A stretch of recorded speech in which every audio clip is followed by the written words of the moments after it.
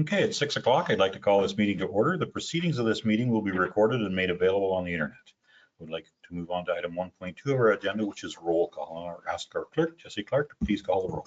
Thank you. Mayor Lamstead, are you present? I am present. Deputy Mayor Armstrong? Present. Councillor Braybrook? Present. Councillor Cadigan? Present. And Councillor Franzen Espentis regrets. For staff, we have Donna Taggart, CAO Treasurer. Present.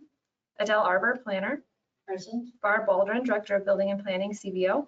Present. Bianca Dragicevic, Deputy Clerk. Present. And Matt Wesley, Building Inspector. Thank you very much, Jessie. Thank you everyone for attending. Okay, we'll move on to item 1.3 of our agenda, which is land acknowledgement and moment of reflection.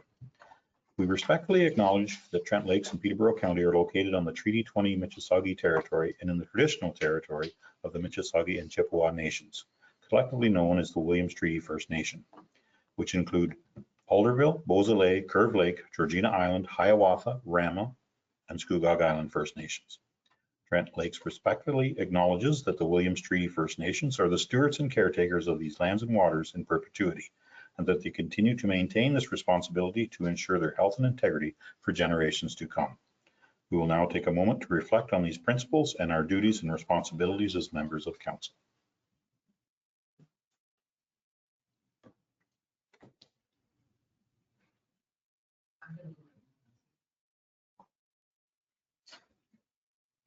Thank you, everyone. Okay, welcome everyone to our second public consultation meeting regarding the proposed short-term rental accommodation licensing bylaw. We appreciate everyone for attending both virtually and in person. After the working group presentation, we will open up the floor to hear from the public. For those in person, we ask that you raise your hand, and when you are called upon to, please come to the podium and state your name. We will also turn on the raise a hand feature for those attending virtually. We want to hear from as many people as possible. Therefore, we request that each person limit their comments to 5 minutes. We will have a timer on the screen to help keep the meeting running smoothly. We also ask that you consider limiting repetitive comments if you have similar sentiments to other comments that we have already been stated.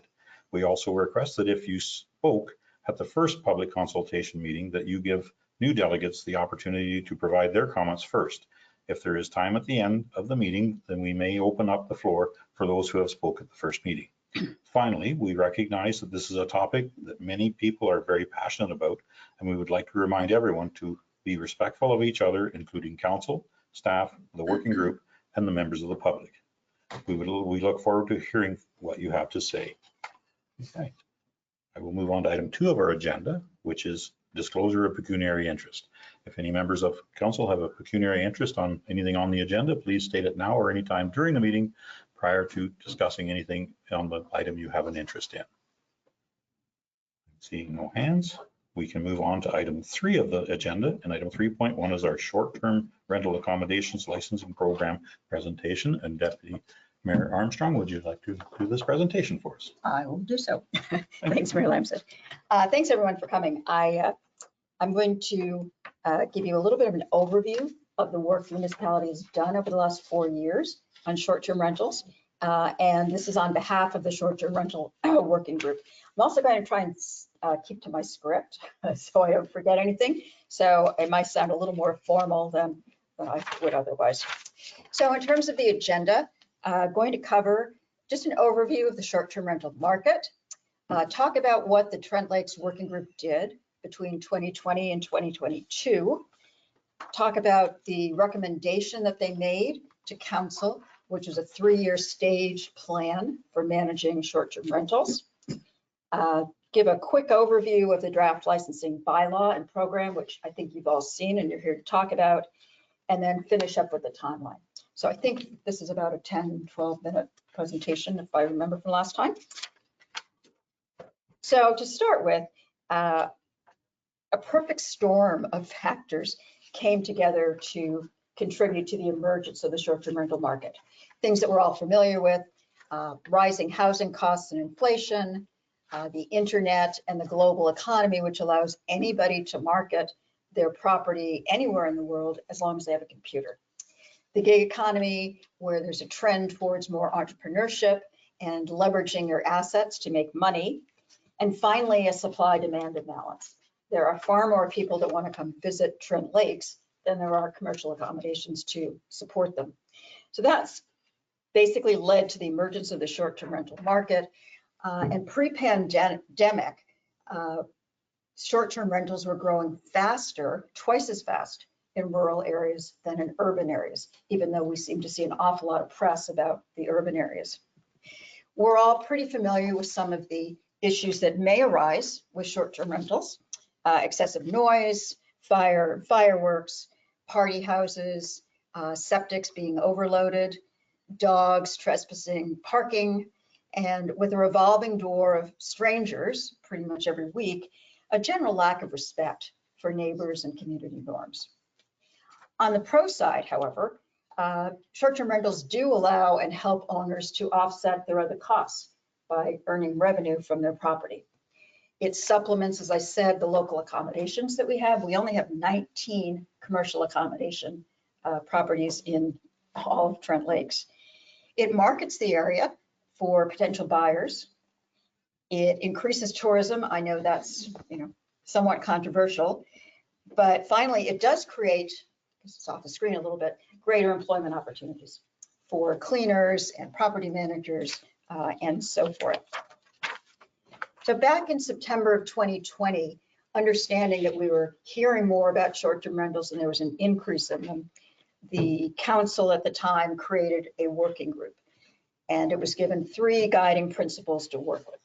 Number 1, give property owners the option to utilize their properties as short-term rentals to help them offset taxes and costs and support the need for additional accommodations. Secondly, to minimize public safety risks, noise, garbage, the things that we just talked about, and disruption to communities. And finally, develop a solution that's self-funding and wouldn't increase the tax base. And those principles continue to guide the work through today. Some of the things that the working group did, we investigated more deeply the issue in our municipality. What is the problem? Where does it exist? How great is it? What are some of the issues associated with it? We solicited and received legal advice on enforceable options. We invited and considered public input. We researched best practices in other municipalities across Ontario, across Canada, and even in the States in some places, and ended up exploring and recommending policies for Trent Lakes. One of the things that we did as part of that work was to conduct a very detailed survey. Oops. Just pause for a moment. Is it on the other screen? No.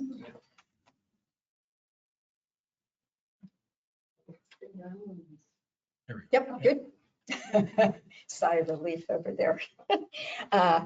We got a record number of responses to the survey, 1,626. That means that 1 out of every 4 households in our municipality responded to that, which is pretty amazing. The results came back. 64% of the respondents were in favor of some sort of regulation for short-term rentals. 59% favored the licensing approach that we were proposing at that time.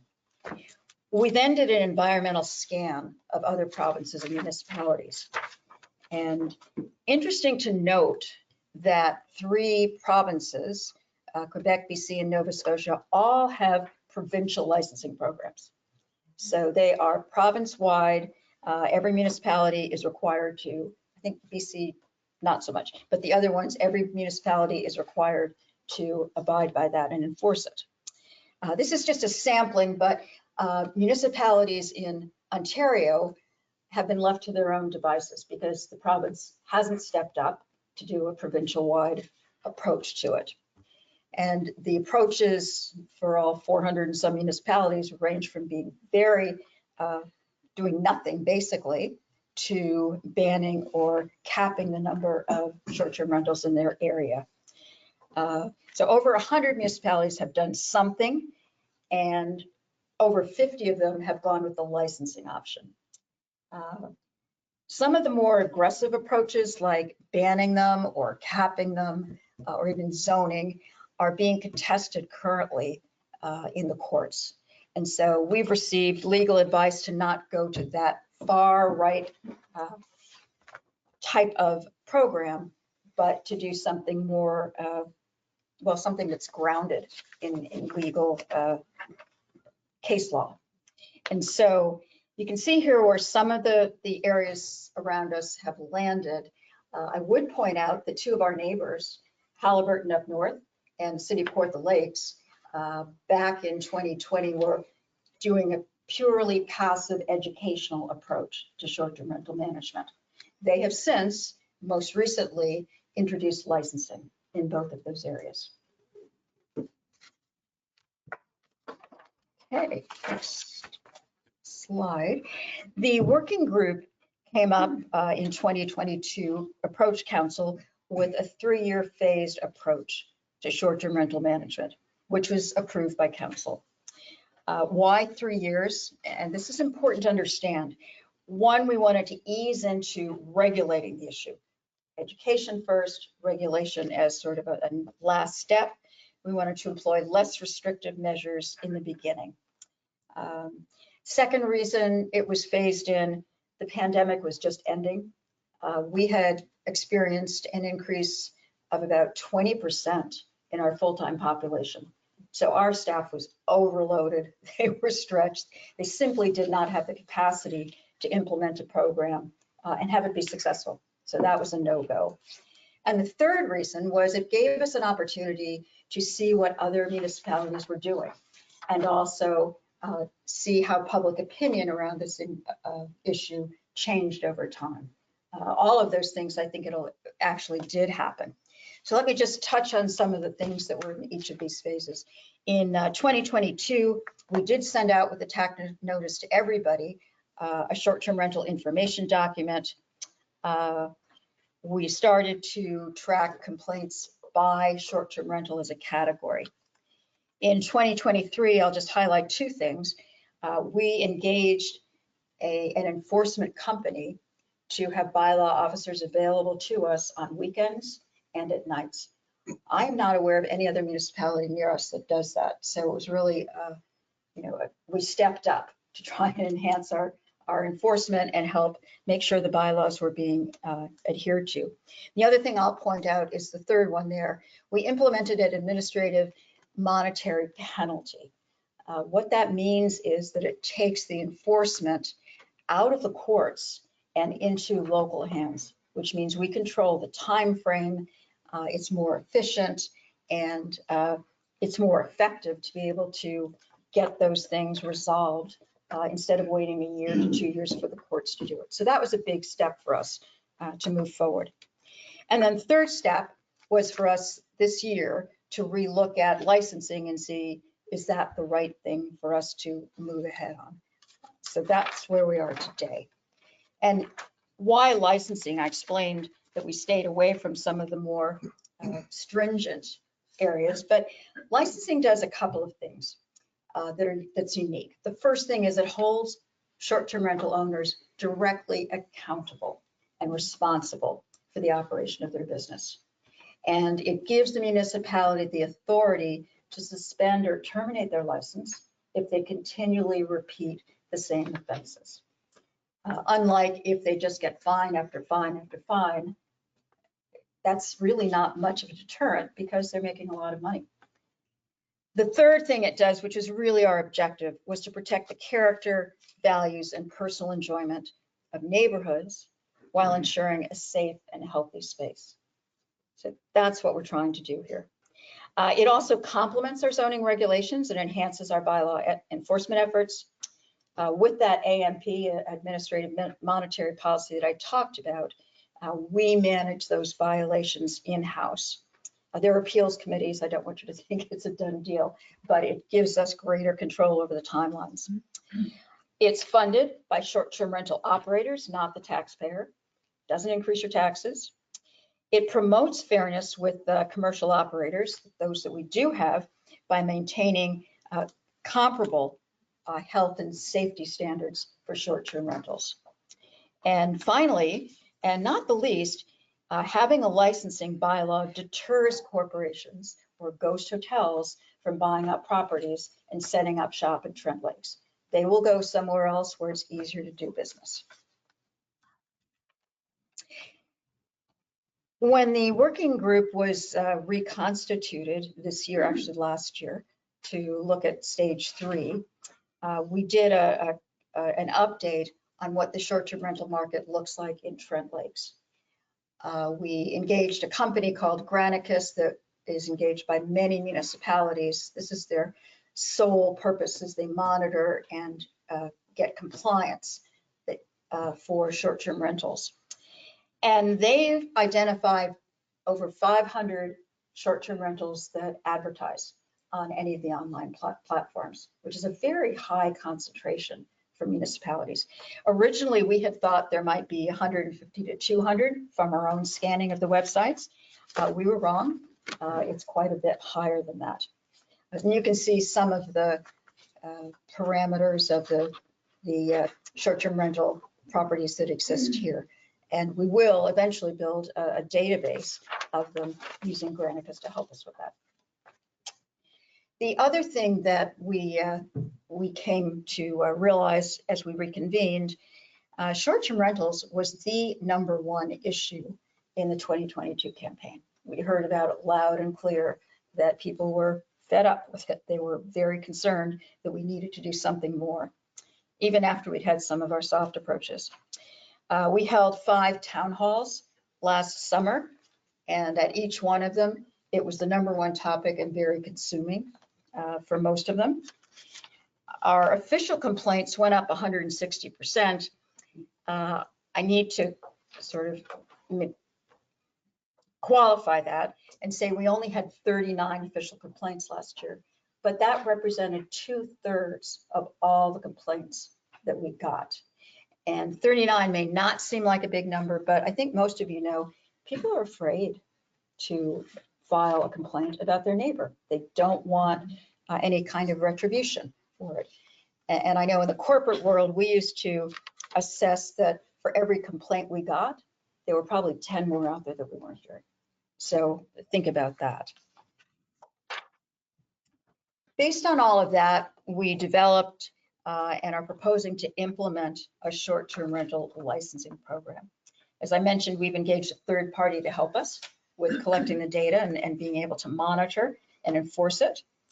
And we will hire the necessary resources to ensure that we can successfully implement the application and inspection process. That's the lead up. Let me talk a little bit about the bylaw. First of all, some confusion about what is a short-term rental property. All it is a property that's rented out for 1 or more short periods of time. So it's not a 6-month rental, it's not a 1-year rental. It's where you're churning people in and out over a short period of time, whether it's a few days, a week, 2 weeks.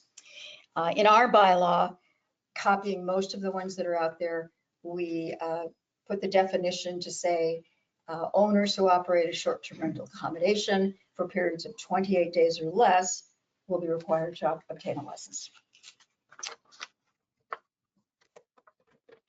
Okay. These are the main provisions of the licensing program. And the reason for these is to attempt to keep renters safe as well as manage any undue disruption to neighbors. So twofold. So we've limited the occupancy, the number of people who can actually be at a short-term rental property. We are requiring a short-term rent or proposing requiring that there be some contact who can be on the property within 90 minutes in case there's a complaint or even a question on the part of the renters. We're looking at health and safety aspects of the property, fire, water, sound structures, septic, parking availability. And to somebody's point earlier, the owner needs to provide the occupants some important information so that they know how to handle situations as they arise, and they know what the bylaws are in our municipality. There is an application process, and you can see up there the information that would be asked on the application. Then years 2 and 3, the property is simply required to put in a renewal application. So it's not a full application, it's really a check to make sure that nothing has changed since the original application. with a lower renewal fee, and an inspection would not be required until that 4th year. Owners would be required to submit to us a checklist that covers off the safety aspects of the property. And it's very clearly delineated. Tell us the number of bedrooms, tell us about your fire safety equipment and exits, parking availability. Do you have a place so they're not on the roads or on the grass? Is your septic system certified to handle the number of residents there, structural elements, and drinkable water? So the process is that the application would be submitted along with this checklist signed by the owner. We would issue licenses, and I'll talk about the timeline in a minute, but the inspections would not happen until next spring. The reason for that is we know a lot of people aren't here in the fall and winter, and we're not requiring them to come up just to be here for that inspection. How will we enforce it? There are really 3 areas of enforcement or tools that are at our disposal. The first one is an order can be placed against the property. And this is if we find that a staircase is falling apart, or that there are no railings on the deck, or something that could clearly be a safety issue for any of the people that are renting there. The second tool is a penalty enforcement. It's really a fine, and they're all clearly laid out. So if you have more than 10 people, if you have some sort of a crazy noisy party going on at 2 in the morning, if you are parking on the fire route, so you're blocking access for emergency vehicles or something, you will receive a penalty fine. And we have built in escalating fines for repeat offenses. And then finally, and this is really the teeth in all of it, demerit points.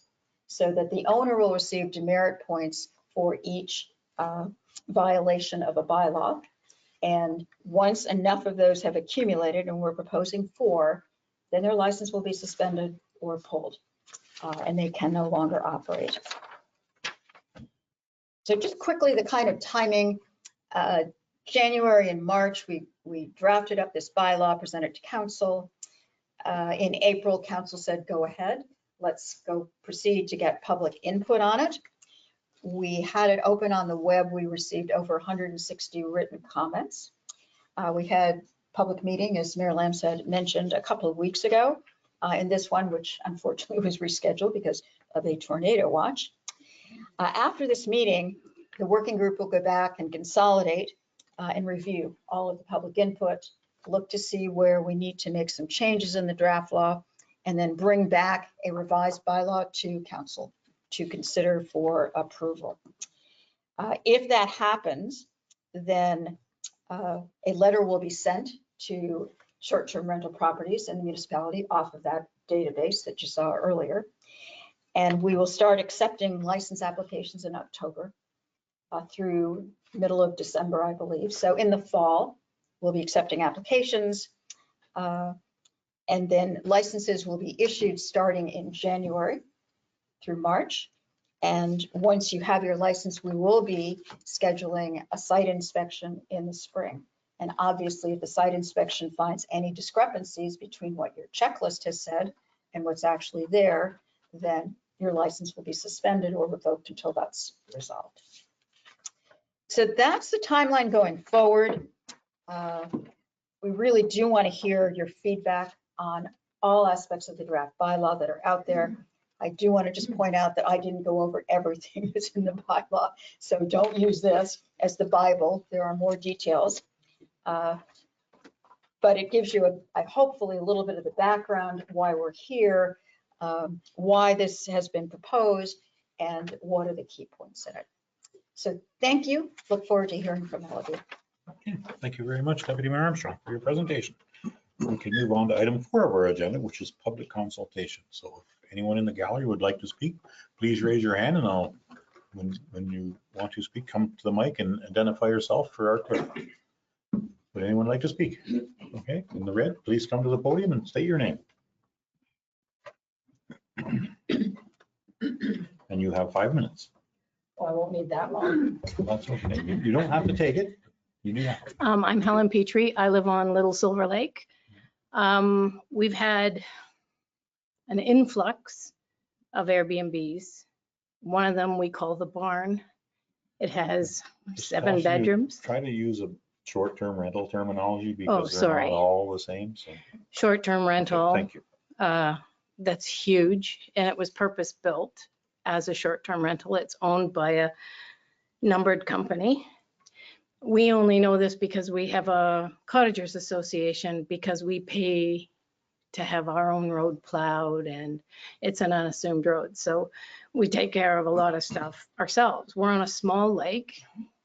I want to know if you will be limiting the number of short-term rentals in specific areas. We already have 3, and as I said, one's huge. Last year, at one point, there were 30 people in the house and in the lake for a 2-week period of the biggest place. The other 2 are small houses. They're well looked after. The people have come to people on the lake and said, we're buying this property for this reason. We are very specific about what we let people do, et cetera. So, there's not a problem, but we can't even get a hold of the numbered account that has this huge place. And it's really disruptive because there's a lot of people that live there. I live there year round. There's a number of people on the lake that live there year round, and we're concerned about septic and garbage. I've been asked, I can't tell you how many times, what do we do with our garbage? And I say, you take it to the dump like the rest of us. And they just look at me with a blank look because they haven't been told what to do with their garbage. And when you leave it out, we get bears. And I don't like bears because they eat my cats. And I really don't want them to eat my cats. The other thing is when the licensing comes up, will there be a clear place where we can go in and submit if there are problems? Last year, somebody had a huge fire. Well, the fire ban was on, and our only recourse was to report them. And the owner of the property did get fined, quite substantial fine for having the fire. It was not our intent to do that, but we had no other recourse. Like, we went over and said, you're not supposed to have fires, and somebody was told, get off the property. You don't belong here. We're paying for this. Leave us alone. So those are the only 2 things I want to know, is if you are going to be able to limit the amount in a specific area. Because as I said, we're a very small community. Okay, thank you very much for your comments. We will get them to the committee. Okay, go ahead, come on up to the podium and please introduce yourself to our clerk. And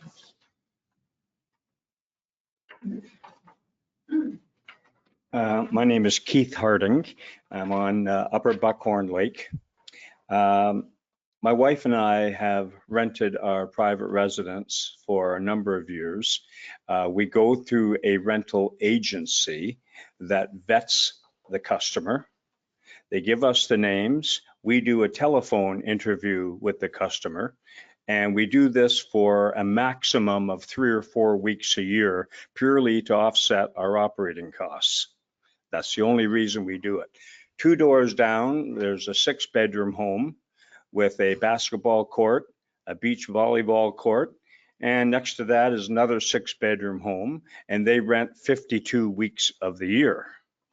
I'm feeling that as much as I believe controls are necessary, this is a bit of a blunt instrument. And I don't see why my licensing fee and annual renewal fee should be in the same basket of fish as a person who's doing this as a corporate moneymaker for 52 weeks a year with no controls. So my only point being, yeah, I think something has to be done, but I'm a very responsible renter and I'm doing everything right. Other people are not, and yet I'm being treated the same. I'm doing it for 3 weeks a year. They're doing it for 52 weeks a year. Doesn't seem fair to me. Thank you. Thank you very much, Keith, for your comments. Appreciate it. Okay, go ahead. Come to the podium and introduce yourself, please. Good evening. My name is Paul Morrison. I live on the north side of Pigeon Lake. Just have a couple of points I want to make. One is your fire service do they have the capacity to engage in the enforcement activity they need to do to ensure all these short-term rentals are safe? If you have one fire and you have one casualty from the fire, you will have a bad rep. So you have to be prepared to go in, and which your fire department does, and make sure that they have all the fire safety features within a cottage. Or a home. And I don't believe a lot of these people that have homes, I've seen them, have upgraded to that level of safety. Your second point is you talked about amps being farmed out. So your amps being farmed out to a enforcement agency that only have certain powers. They do not include the powers your property standards officers have within the community here. Will they be able to take any additional action outside of ticketing, which I doubt they will be? Do you have the capacity inside with your property standards officers to do the proper inspections? Property standards officers have the ability to go on property at any given time and inspect to make sure dwellings are safe, or the exterior is safe, and the property standards are maintained. Do you have the capacity to do that? Septic is another question. Will people upgrade? What law enforcement or what enforcement measures you have to ensure that people will upgrade their septics to meet capacities and within a given time? Because your rules have changed. A lot of people have septics that are much closer to the water than they can have today. People have cottages closer to the water than they can have today. So you have a bigger problem when you're trying to sort out where you put those upgraded systems. The buildings themselves, most of these structures are built on older building terms, and they do not have the egress that is necessary in fires. Will you be enforcing the capacity to put that in? Another point would be, as the gentleman said, there's a different, will you consider a different fee structure? I have two short-term rentals, one on one side, one on the other. One rents out for $400 a day. The other one rents out for $3,500 a day. You can understand the problems I have with the $400 ones are minimal. Problems I have with the $3,500 ones are significant. Larger number of people, more alcohol involved, more drunk driving on the road, more noise bylaw. So why on a Friday night and a Saturday night when I have friends and family up to our place, do I have to put up with the noise from the short-term rental only to get an answer of, we'll get there when we can get there. It may be tomorrow when we can deal with the people. And that would be habitual through the summer. So that's another concern. There was another concern that I had in the sense that, what is your plan for those who do not register?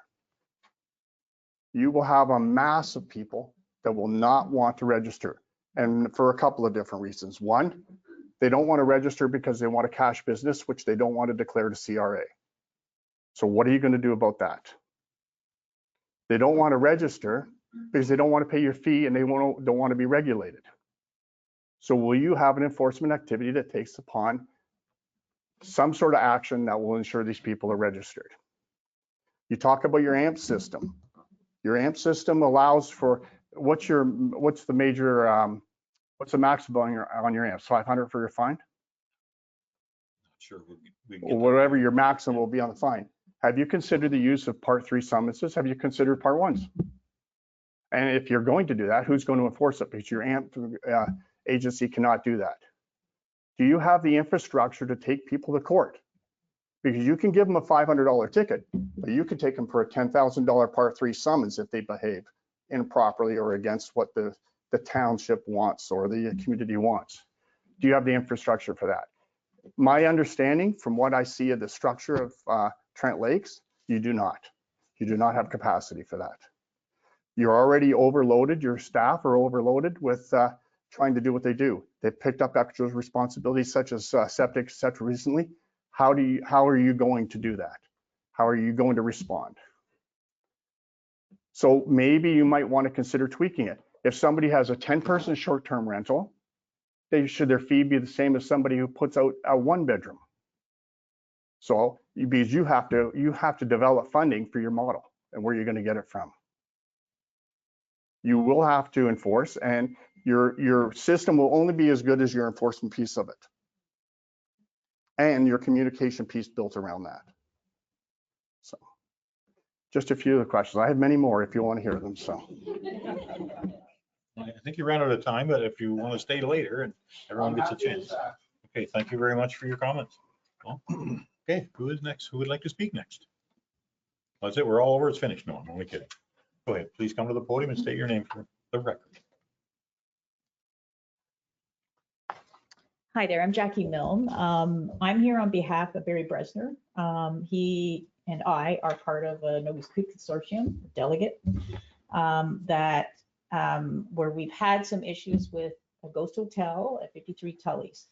And I'm here on behalf of Barry to read for the record a summary that Barry had submitted, I guess, on April 22nd, 2024, in response to the draft bylaws. Okay, so I'm just going to read his words. So first and foremost, the existing comprehensive zoning bylaw does not permit dedicated commercial short-term rental operations in areas zoned shoreline residential. The only short-term rentals which are permitted are bed and breakfast establishments, which are limited to 3 guest bedrooms. While the proposed licensing bylaw states that property owners must comply with the zoning bylaw, it appears to sanction through licensing short-term rentals for up to 10 guests in 5 bedrooms. Simply put, the licensing bylaw is not consistent with the zoning bylaw. Other municipalities, for example, in St. Catharines, have recognized that only short-term rental properties that complies with the zoning bylaw are eligible for license under the licensing bylaw. As reflected in the submission you've already received on both sides of the issue, a one-size-fits-all licensing scheme does not please anyone, does not address the concerns raised by ghost hotels. The proposed licensing bylaw does not recognize the difference between a traditional home sharing use, which is consistent with the residential zoning, and a dedicated commercial enterprise like the ghost hotel on Tully's. It does not recognize the difference it does not recognize the different use permitted or prohibited in different zoning areas. No one objects to traditional cottage sharing, but there are serious objections to dedicated commercial operations. Ghost hotels offered for rent 365 days a year, which we've already heard here. They are businesses and should not be permitted in shoreline residential zones. The zoning bylaw says they are not permitted. They're at opposite ends of the spectrum and deserve to be treated differently. The status quo for generations in Trent Lakes and other small cottage country communities has been a mix of permanent residents and family cottages. Neighbors knew each other and by and large respected each other's space. On Fire Route 110 on Nogus Creek, my neighbor on either side and behind are all permanent residents. Others are longtime cottagers, some of whom, like my family, come up year round. The status quo has been upset by the advent of commercial short-term rental operations, particularly the ghost hotels. They bring ever-changing large groups who stay for a weekend of partying. Those operations line pockets of a few individuals or corporations, but cause only disruption and dismay for the other neighbors.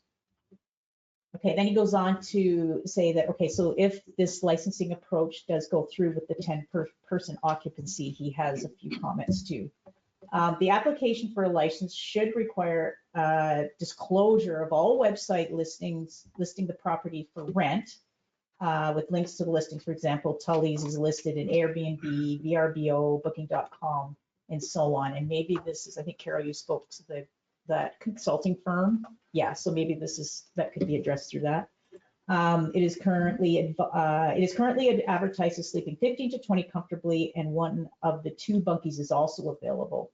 If the limit is 10 guests, then the ad should reflect that limit. If they do not, no license should be granted. Similarly, there should be a provision for cancellation of the license if the property is subsequently advertised for more than 10 guests.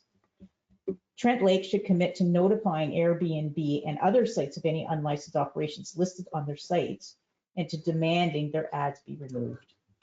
If an owner or property manager advertises the property for more than 10 guests, then they clearly have no intention of complying.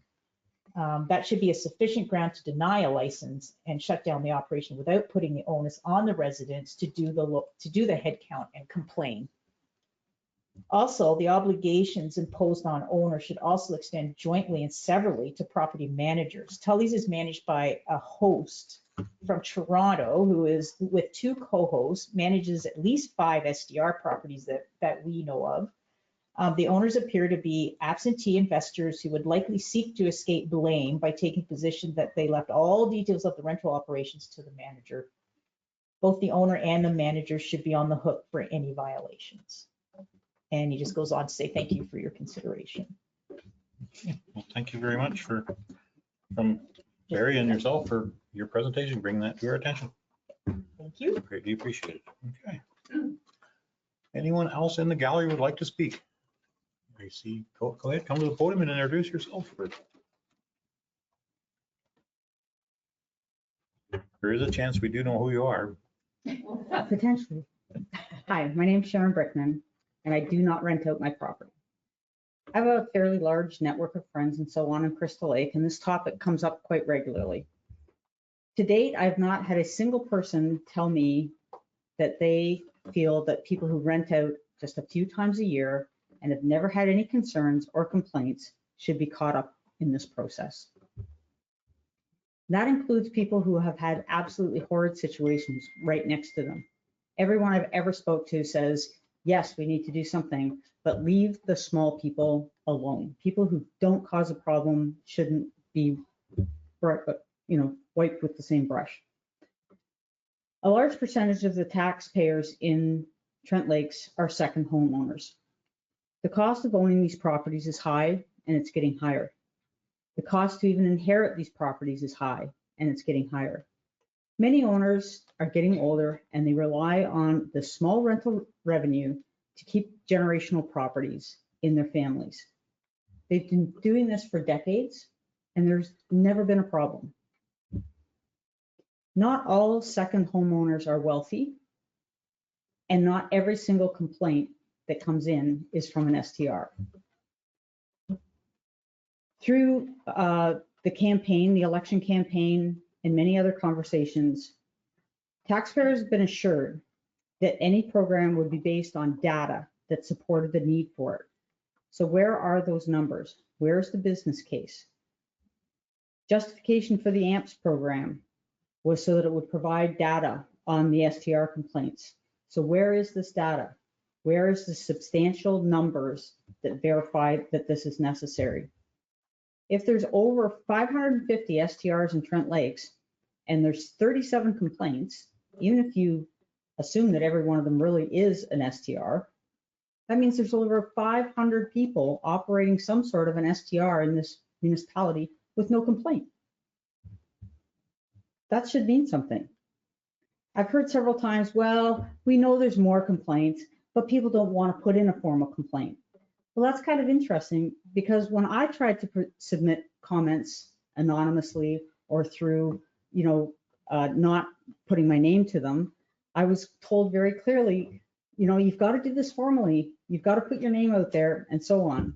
So it seems a little bit unfair that we're giving consideration to people who want to do an informal complaint, but we can't do consideration to informal comments. So anyway, it just seems a little odd that there would be a different approach. Disruptive ghost hotels have no place in residential neighborhoods, and now licensing them could have the effect of legitimizing them. And it may actually exacerbate the existing problem as people with deeper and deeper pockets move in as older traditional owners are forced to sell. It's sort of beginning to feel like this is a revenue generating program rather than a program that is actually designed to solve the original problem, which was ghost hotels that are causing problems. We were assured many, many times through the campaign and other informal conversations that there would be a carve out for folks who just want to rent a couple of times a year. But there is no exemption. This is a failure. There is opportunities. You've hired a third-party data mining company. You know where the properties are. You know how often people are renting out. You know what the revenues are. You will know everything. So it seems shocking to me that when you've got all the data, you couldn't have created some sort of carve out to eliminate the people that really are only doing this a few times a year. The Q&A documents and some of the other documents say that the inspections will be focused on a checklist, but the checklist isn't actually embedded in the bylaw. The bylaw is actually very broad and says that compliance has to be for all policies, planning documents, bylaws, the official plan, and so on. Many older properties will fail to meet this broad criteria and they'll qualify, they will disqualify for approval, they will disqualify for a license. Same on the enforcement side. Much of the information I've read said that it would prioritize commercial scale operations. However, the bylaw is broad and again talks about, you know, all of the aspects. And in fact, it says that if someone just uses the property for as little as one night, and it doesn't even state that you have to have an exchange of money, that you'll be subject to this bylaw. So it just seems like we're doing a bit of overreach. I know that the working group has met many times and that they've worked very hard, but I do question the objectivity when there hasn't been any stakeholder representation on the working group. Implementation of this policy will affect the lives of many of your ratepayers, and I would ask that council request the following from the working group. Supporting data to justify the need, a detailed business case, stakeholder representation on the working group, a commitment to a carve out for people who simply want to rent a few times a year, and policy clarity related to inspection and enforcement criteria. Thank you. Thank you very much, Claire, for your comments. Okay, is there anyone else in the gallery who would like to speak? Please come to the podium and state your name.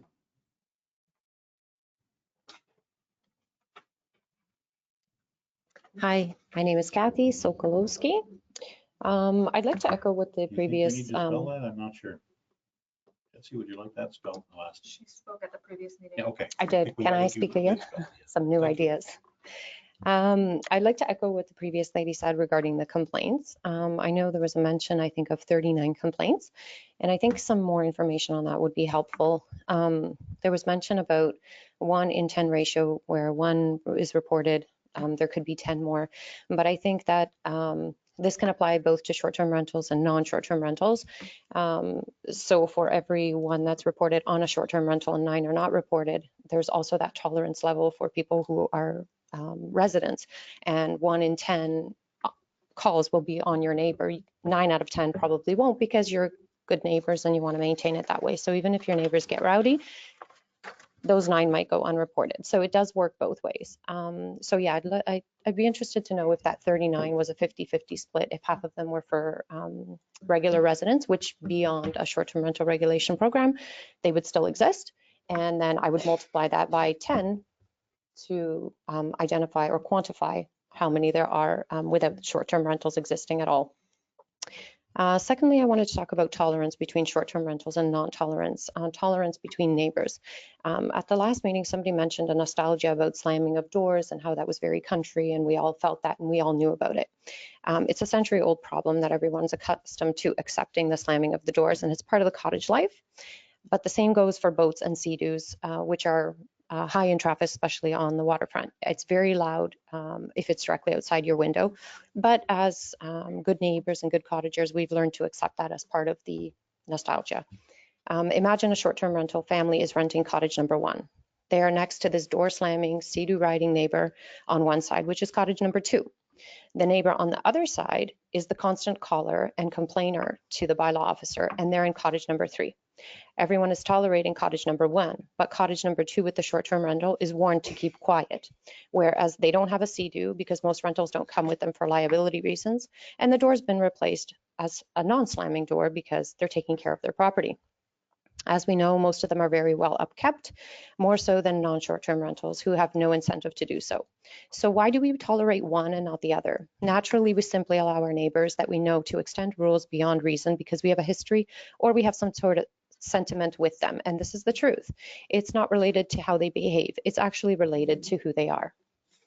I think that it's important to work on changing of behavior in terms of the monetary penalty.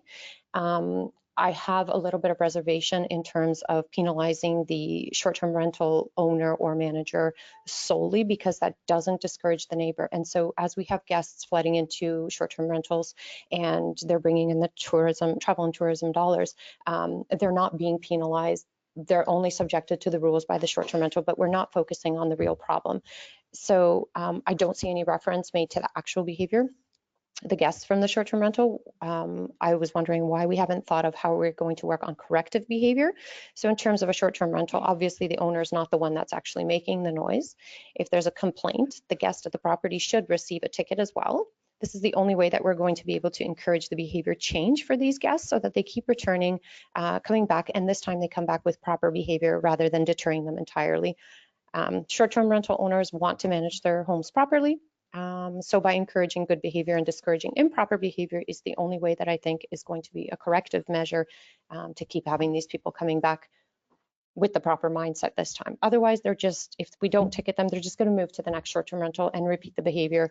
The calls will come in, the complaints will come in. We haven't done anything to actually for the root of the problem. Next, I wanted to talk about improper calls from neighbors about short-term rentals. It's a fact that several improper calls may result in a license revocation, and I think that's scary.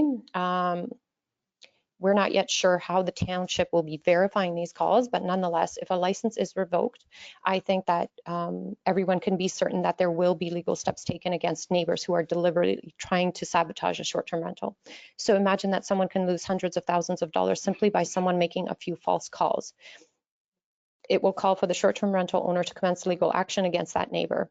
If that was my neighbor, I wouldn't allow that to occur. So I think we have to be careful to be able to judge and try to work with neighbors when there are issues and try to resolve them as opposed to being a little bit too aggressive. And I speak more to people than council, but to keep that in mind that we don't want to open a can of worms where, you know, you shut me down. Now the municipality is going to be dragged into this lawsuit. Why did you do that? Now you cost me $100,000 a year, $50,000, $3,000, $500,000, right? So if you shut down somebody's short-term rental and you do it with an abusive mind frame, I think that could spell some legal troubles. Do I still have time? Damn it. Thank you. Thank you very much for your comments once again. Now, does anybody want to speak that hasn't spoken at the last one? Go ahead from the back. Come on up. State your name for the record, please. And just the gentleman in the, did you want to speak first or in the very? I was just asking if the previous speaker could brought the microphone up a little. Okay, sorry, I apologize. Yeah. So try to speak clearly into the mic. That's what I'm hearing. Thank you, Catherine Mitchell. What? Really? You can't hear? Okay. I'm never having that problem that I can't be heard. Seriously? Okay, I speak into the public record and request council and staff response by public record. Today, I speak about two possible solutions or proposed solutions to the numerous problematic issues that we have heard today and in previous meetings and in all the conversations with the public related to this topic. The two that I will address today that I think will capture all of the multitude of the problems. One is change of use, addressing change of use to a property in a building. And the second is a complaint versus a reporting framework for enforcement. So I will speak to those two. First of all, short-term rentals are a change the use of a property and its buildings to commercial. I don't think this is a debatable fact. It's already been discussed, it's accepted. Language in the presentation is about commercial, it's a business enterprise. This is not a debatable fact. The change of the use of the property and the buildings is now commercial. We have existing legislature in place to handle change of use to a property and a building. It is not noted in this presentation, and I cannot find reference to this existing legislation for change of use of property in a building in any of the public documents that are available through the working groups or anything that's been made publicly available. So I would like it to be stated for the record why it has been excluded, why change of use process and legislation that exists and has existed for a long time has been excluded from this proposed bylaw. what due process was followed to exclude it, and on whose authority was it excluded. If it has been included, then I request clarification exactly where this exists and how it is shows up in the proposed bylaw.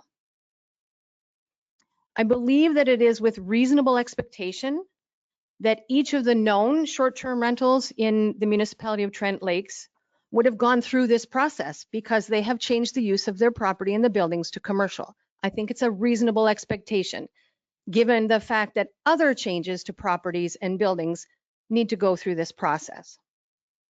Please provide into the public record if this in fact has taken place with the 550 plus known short-term rentals. Has change of use process, that's legislated process, been used? If not, why not? And why specifically have penalties for changing use without due process not been administered? Specifically, why Section 440 of the Municipal Act has not been followed or administered.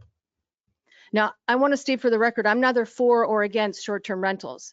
I'm talking about leveraging process that we already have in place to handle changes. Imagine, sure, I have no personal experience. If you see my name, everyone on this council knows I have personal experience. And some people on staff here know I have personal experience with change of use of a building and its land without due process. So I'm neither for or against short-term rentals as a specific topic. We have a bigger problem in this municipality, and that is an administering change of use function. So imagine you move to a rural location expecting a rural life. Quiet.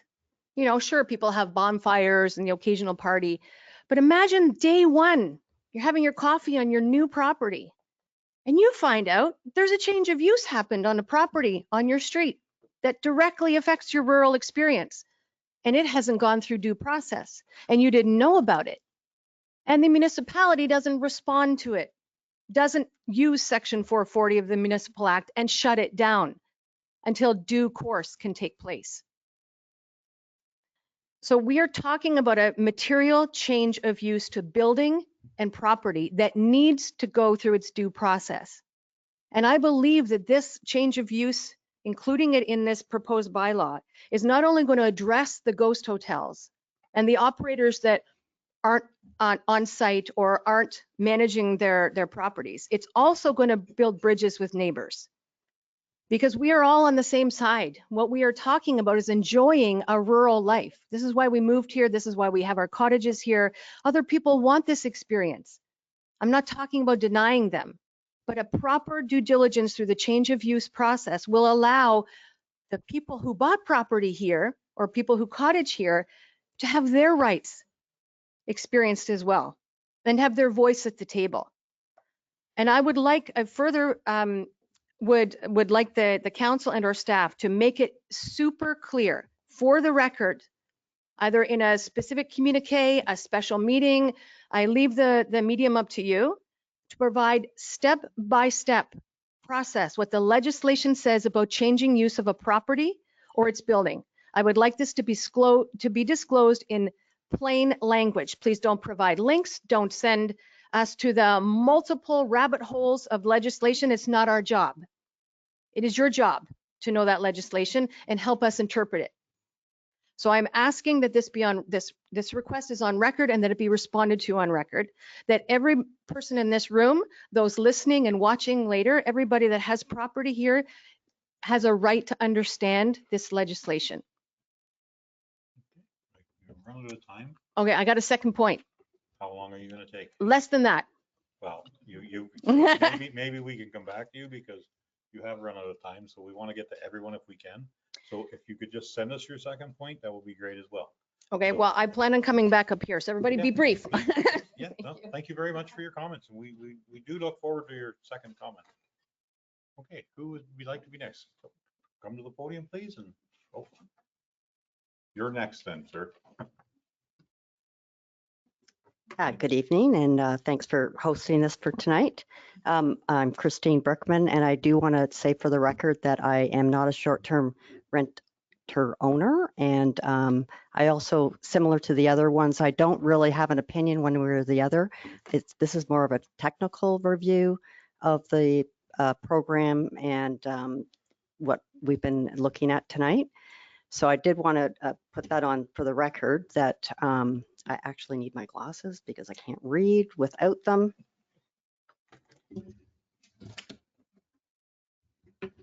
So to be clear, I have participated in a number of the STR interviews over the last 4 years. I've also participated in the surveys. I've made delegations. I've had discussions with many of you here in the room. And I've also had numerous discussions with property owners that do rent out and those that are neighbors of people that have an STR. So I do have quite a broad base of information from the number of years this has been on the table. But I do continue to be concerned that the STR working group should have been expanded to include non-staff council members that have hands-on experience with STRs. Given that there's still time, I do recommend and suggest that you do open it up to have some other stakeholders on the committee. And although there were surveys, interviews, and other delegations, we haven't had the opportunity to see any of that detailed material. I think it would be very useful to a lot of the people that have such an interest in this, because as you said, that a lot of the input that you got was very thoughtful, and I think that thoughtful translates into perhaps interesting and would be very useful for us to be able to see that information. Also, I've heard that there's 39 complaints. Carol did mention that, and that I would think that we should be, I guess, informed to make sure that all 39 are unique STR places and that they were very specific to STRs, that they weren't also complaints about noise or fire or fireworks. And I do understand that it's possible that the number is actually less than 39, that it might be something like 29, and that some of them, quite a few of them are not STR related. And my next topic, I am concerned that a member on the working committee has been on the short-term working committee from the very start and is also presenting the STR overview and will then be voting on the licensing program when it comes forward to council for the vote. So I do recommend that that individual recuse themselves from voting. I'm also concerned and somewhat disappointed that the working committee was unable to exclude those that rent their properties out for nominal times per year. This was a commitment that was made at council members, by the council members during all candidates meetings, at STR meetings, at the town hall meetings, and in verbal discussions. As far as the 28 days and less, I have to admit, it's still very confusing to me, the wording. And I know it's just perhaps the wording being that STR is referred to as a period of 28 days or less. And even Carol mentioned it's still a bit confusing, and I don't know why it is, but every time I read it, I still just can't figure out that language. I know what the intent is, obviously, but it is, the language is a little bit confusing. The limiting based on the number of bedrooms and the number of being 2 per bedroom with a maximum of 10 per stay, I just think that that is very restrictive, especially those that are bringing children. And it's probably impossible to enforce, because what do you do with, how do you verify how many people are staying overnight versus just coming up to visit for the day, which is likely when a complaint would happen, would be during the daytime. So how do you make sure that those people literally are not going to be sleeping in those beds overnight?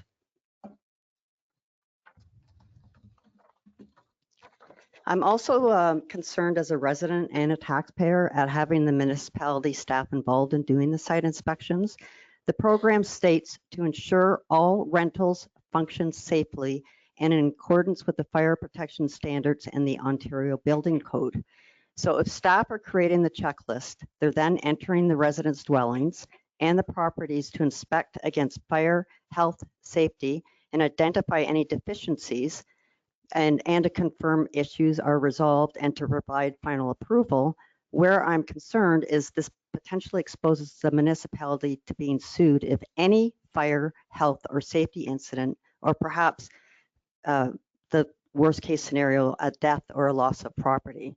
It would be costly to dispute these lawsuits and subsequent payouts and increase to the insurance premiums. I do, however, support an online permit application, and I know that that was mentioned as one of the options, but that was, I guess, turned down and decided to go for the licensing. I just think that an approach of using an online application process would be easier. It would be less onerous for the owner. It would be less onerous for the municipality and would be cost effective. It removes the responsibility from the staff and the municipality, and you wouldn't need to do a site inspection. You're therefore basically removing the concerns of the Trent Lake having the liability, but it still provides what you really want, which is the name of the owner, how many bedrooms are they in compliance with for septic, for parking. The other thing that I'm very interested in knowing is the cost benefit analysis of this program, because you did say it was self-funding. And so it's been alluded to that it is self-funding because the licensing fee of $1,000. So I'm assuming if you're doing $1,000 and it's somehow timesing by the potentially 550, which you're never going to get them all signing up. So if there's something less than 550 and only say 100, how much money has this program cost already in 4 years of the studies and the surveys and the reports and the working committee? So how is the cost benefit analysis actually been, put on a spreadsheet so that we can see that information? We all have spoken about the fact that the report mentions excessive noise, fireworks, parking, and that there's too many guests. However, the proposed licensing program is mainly focused on the health and safety adherence and not to the above. And we all have also mentioned that the enforcement and the ability to do the follow-up as it is today is lacking. You're kind of out of time. Okay. Can you sum it up? And Just one last thing, Trent Lakes doesn't have jurisdiction over other accommodations such as hotels, motels, resorts, B&Bs, and cabins. So why are we targeting just the STRs when we don't have the, you're not also looking after those other situations? Okay. Thank you very much. Thank you for your time. If you choose to speak more after, please stay. But Of course I will. we'll try to get everyone else in. Please come to the, I've recognized you like 3 times and I still haven't got you to the podium, sir. My apologies.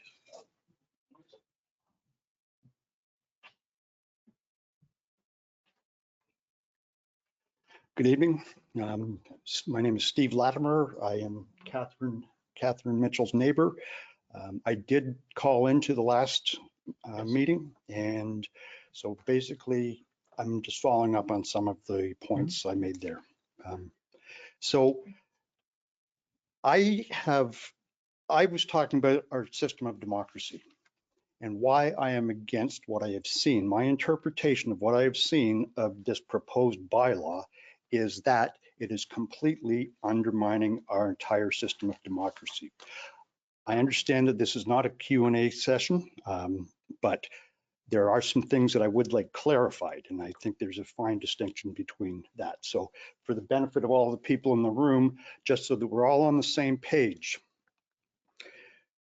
am I correct in assuming that this process completely bypasses, as Catherine said, the existing bylaws that say if I'm going to change the use of a property to commercial, I don't have to go through the process? That if I were to buy a property today to change it from a residential, or not even residential, from a rural use of any kind, am I hearing that I could, if I change it to an STR instead of a bed and breakfast, which is a use that I would have to go through to change, but it is approved. Am I hearing that if it's not a bed and breakfast, to come up with a new way to allow people to spend time here that don't live here, that they don't have to go through the change of use process that would take it to commercial? Am I correct in that? We will get back to you. Okay, thank you. And as Catherine said, I would like to make this as publicly, like I want my name and my phone number and that presented, because the reason that I am so concerned about the system of democracy is that I never would have had to question it, never had any cause to question it in the first 58 years of my life.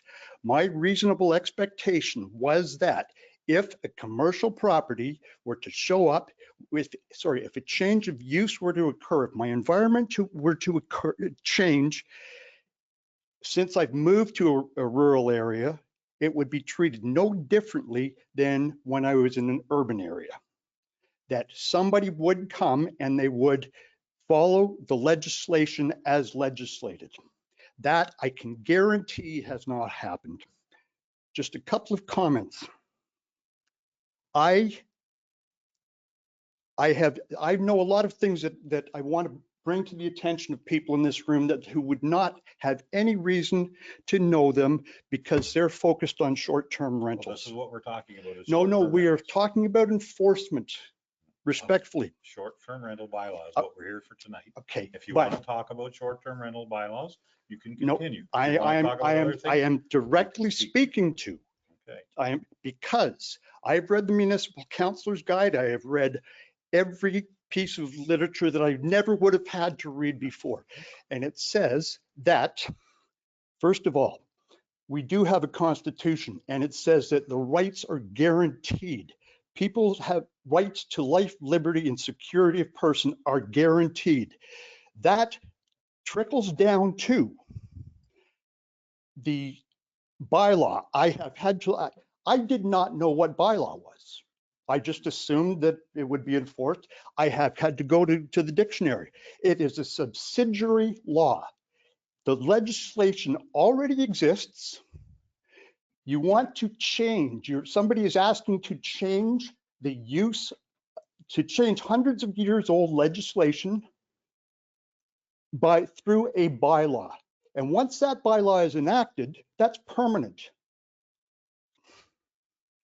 The importance of getting it right is huge because we've seen this happen before. This is no different than when we lived in Toronto and all of a sudden monster homes started coming. Nobody expected that. Everybody stepped back, collectively looked at the issue, came up with new legislation to control that. That's the situation that we're in today. This is an industry. I am in the IT industry. I have been in it long enough to know the before and after, the Internet of Things. I remember when things like Uber, when things like Airbnb were being shown as an example of what this new means of communication could bring. There are a lot of positives. It also brought a brand new industry called cybercrime. There are pros and cons. They have to be right from the very first point, from the very outset. So I was just definitions. I said bylaw. I've looked in the dictionary. Mayor Lamb said, you have said, let's not talk about Airbnbs, they're short-term rentals, but let's make this distinction if we can. And I'm willing to allow this group to move forward with any of this. To me, a neighbor is a member of a community, and that is what the bylaw says. We, in the municipality of Trent Lakes, we enact bylaws to keep this this area safe. I'm sorry, I'm so emotional. It's okay, just take your time. I mean, you're out of time, but we'll Thank you you. 2 more seconds. To keep. In the municipality of Trent Lakes, we enact, which changes, enact is change, to enact bylaws to keep this community a safe and clean place. You're looking at introducing a bylaw that is taking a lot of liberties with maintaining the status quo. The issues are not short-term rentals. The issues are what short-term rentals bring, which is the noise, which is there's existing legislation to deal with noise. It comes down to the second part of the municipal councilor's guide, which says, and I'm paraphrasing, it says, a bylaw is of little or no use if you do not have the means or the desire, I'll say, to enforce it. I'm hearing a room full of people who, regardless of whether they are own short-term rentals or they don't, the common message is enforce. Do you have going forward, and this was already asked, do you have not the means, because we are paying for protective services, the money is there. Do you have the desire to enforce the legislation as it is legislated already? That is my, sorry, the one thing I will say, Airbnb, let's come up with some definitions to use. Airbnb is the Kleenex. You've run out of time by a couple of minutes. Okay. If you want to stick around and talk after, if everybody else has had a chance to speak, Okay. we'll give you a couple more minutes. Thank you. Okay, thank you very much for your comments. Up to the podium.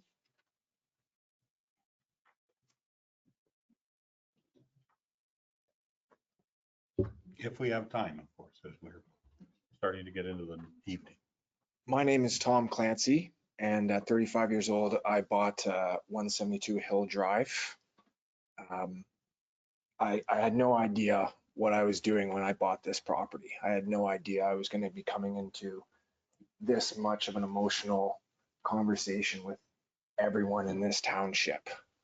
Truly, my heart goes out to how upset people get here. I'm at the opposite spectrum to a degree. Like, I am a short-term rental, but I'm dealing with a neighbor that is constantly complaining with stuff that isn't happening. So I don't know how to control that. That's my main issue. I hear everyone else's side, and I actually am impressed with what the working group has put together. I agree with most of the points. I think these are going to be repeated, and I did make notes here, so I'll try and just quickly go through these. But putting a cap on the amount of people, I think, is tough. It should maybe be based on the square footage of the property, right? Like, I understand the idea. I had my neighbor here speaking last time, talking about how an old couple used to live at this property, and it was just the two of them for years, and painting this picture that I'm this monster who's come in and rented it out and advertising as a 12-person Airbnb. This is a 4,500 square foot property where a couple used to live, and they would house their whole family that would come over from Germany to visit them. It had 2 kitchens in it. It's got 6 bedrooms. Like, it's a big place. I don't think, and I get it. I understand, again, from all the residents here how tough this is, but I don't think you understand how drastically different the real estate world has changed. There's no way any younger generation, and maybe you don't want that now, but there's no way any younger generation can come in and buy real estate here without renting it out. And quite frankly, we are going to be the ones that buy your cottages at the end. I can't afford to own this on my own. My mother's in the back here. My family's been here for over 50 years. My grandparents are immigrants from Holland who came here with nothing. I have been coming here since I was a young boy. I remember being a child with my grandmother and my grandfather, planting flowers on the barrels that we see on the boulders as you're driving around here. Like, I have a tie to this community. But again, this is going to be dramatic. But I'm going to do this because I have to try and protect myself. This is what I'm dealing with on the opposite end of the spectrum. For everyone that's dealing with a terrible operator, I sympathize with you. I'm dealing with something else. Okay, Too far? Okay, too far. Too far. Okay, my apologies. All this was just the conversations that occurred at the last meeting. So I was just going to regurgitate that. I can say it just vocally here. But there was a comment saying I own multiple assets of this type. I don't own multiple assets of this type. So I'm dealing with stories being made up. My neighbor had said that they're the only ones to fight this fight. I'm not trying to fight anyone. I'm trying to just live my life, and I'm I'm really not trying to cause problems here. There was comments about my behavior. Again, I've gone over multiple times to try and introduce myself to my neighbor to say, hey, this is who I am. I'm the youngest of 5. I have 9 nieces and nephews.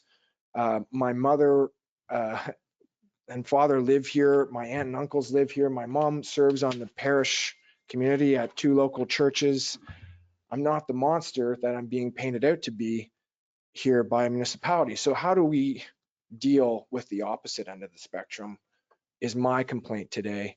And I again sympathize with everyone here that is just as emotional. I'm as emotional. I don't feel comfortable speaking here at all. I hate that I'm up here right now and talking like this. But I had dreams too, and I'm sorry for coming in and imposing on someone else's dreams where they had a retirement plan.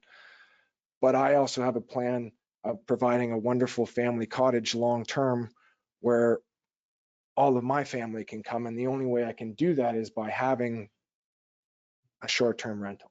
So again, the question is how do we deal with perhaps someone on the opposite end of the spectrum and regular complaints that seem to be frivolous to me?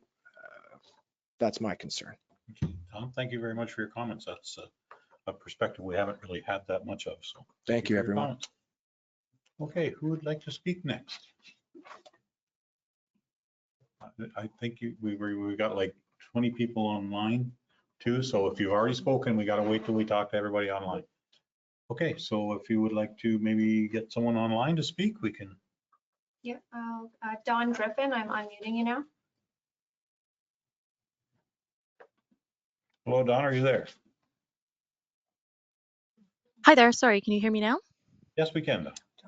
Hi, thank you. As you know, my name is Dawn Griffin, and I mean, I do sympathize with those that are renting responsibly and for a few days at a time. I mean, I do understand those who have spoken, but I am a younger generation person who moved to the municipality during the pandemic and have suffered. I mean, I do understand, you know, only wanting to rent for a little while, but graduating licensing is really difficult to enforce.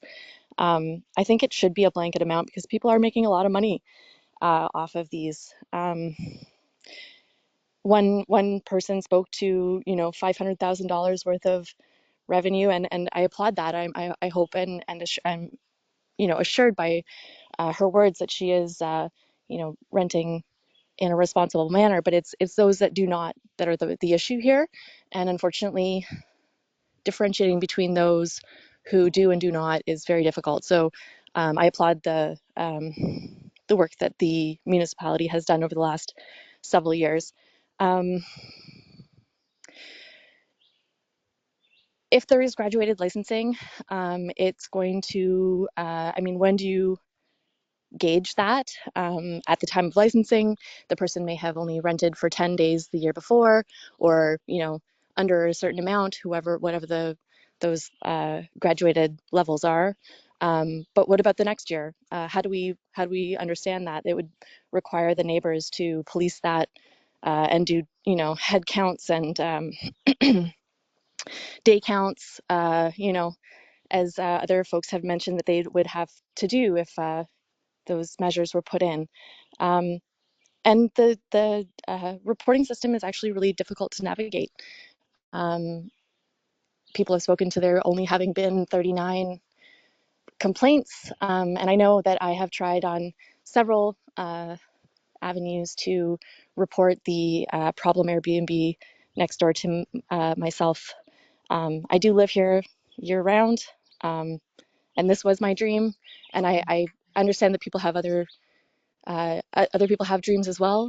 But when your dream impacts mine, we have to be able to come to a consensus we have to be able to come to an agreement. And that is very difficult when owners are irresponsible and are absentee, and people have spoken to the ghost hotel issue, so I won't elaborate on that. People have also spoken to, the problems with navigating the difficult reporting system is why I think there's only 39 complaints. And so I would hope that there would be some clear communication around how to mention in a succinct way issues that you're experiencing as a neighbor. I think that the program does need to generate revenue to enforce the issues that come with STRs. Unfortunately, as somebody who rents your property out, that is something that is going to have to fall on, someone. And the use of STRs is not the same as regular residents. Neighbors are people that you can speak to. You can, go over and say, hey, it's been a couple of weekends in a row, like a bunch of big parties. But with irresponsible STR renters and owners, they can easily dodge responsibility because it's, it's people who didn't know again and again and again every time because they're not being informed properly by the people that they're renting from. So every time the cops come, they didn't know the rules, they didn't realize, and they're sorry. And so it's just every weekend. I echo the comments of those who have suffered by business-like and absentee-owned STRs. And the woman who said that they should be treated as businesses, I agree 100%. I think a few people have echoed that. When they are being run as businesses, I think that is definitely something that should be thought about. An occasionally held party isn't the same as the property that is next door to us, which has been mostly bachelor parties, especially in the past few months as it has been more difficult to rent out places with the rise in cost of everything, mostly large bachelor parties. Unfortunately, current bylaw and OPP won't really do anything based on laws already legislated. We've been told several times, you got to wait till the municipality puts something in and then we can do something. But right now, there's not a whole lot we can do because it's new people every time. As I said before, people who didn't know what the laws or bylaws were. And so they get a warning every time and the owners cannot be held accountable because they weren't there. They're not present. And so that has been the sort of experience each and every weekend for the last 5 years. So thank you very much for my time. And I appreciate and applaud what the municipality is doing. Thank you. Okay, Don, thank you very much. We will take someone else offline if we can unmute someone. Jan Perkins, I'm going to unmute you. Jan, are you there? Hello. Yes. Hello? Can you hear me now? Yes, we can. All right. So my name's Jan Perkins, and we have a cottage on Crystal Lake. My husband and I also owned a property in Prince Edward County, and we went through the licensing process with them. And to reassure anyone who's concerned, it is a pain to go through, but it's not that bad. You get through it, and it has purposes that I think are necessary to assist in the governance of the issue. Couple issues that we ran across that I'm inquiring about is there restrictions on density? Do you have a maximum capacity of short-term rental licenses to be issued in one area? Where we are on the lake, there's one party that owns 4 cottages in a row that they rent out. They're not a problem. They're well managed. They're quiet. They're generally small family groups. But I think there is a place for making sure that you don't end up with being the sole cottage in the area with rentals all over the place beside you. It goes to maintaining the integrity of the community and the atmosphere of the residential recreational cottage. The other issue that we ran into was twofold. One was grandfathering existing use. So down in Prince Edward County, if you could establish a history of rentals, short-term rentals, you were able to grandfather the use even if you couldn't meet all the criteria for the accommodation. I don't have a suggestion on that. I just think you need to consider whether that's something you want to look at. And then the other issue is what happens when you sell the property? Are you in a position to guarantee a buyer that their licensing can be continued? It affects the sale of the value of the property. You need to understand the realtors have to know what to advertise and not advertise. I know, I think it's down in Niagara, you're not even guaranteed a license from 1 year to the next. So just issues I think that have to be addressed. I don't have answers. I just wanted to raise them to see if they've been thought about. And that's all I have to say. Well, thank you very much, Jan, for your comments. We will put that on our list. Things that we need to talk about. Okay, is there anyone else online? Yes. Michelle Finley. Okay. Michelle Finley, are you there?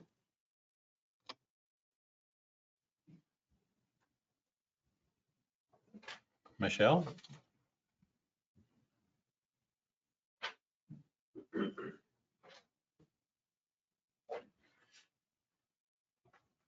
Okay, maybe we'll come back to Michelle. Is there someone else online? Nicole Sharma. Okay, we can try Nicole. Are you there?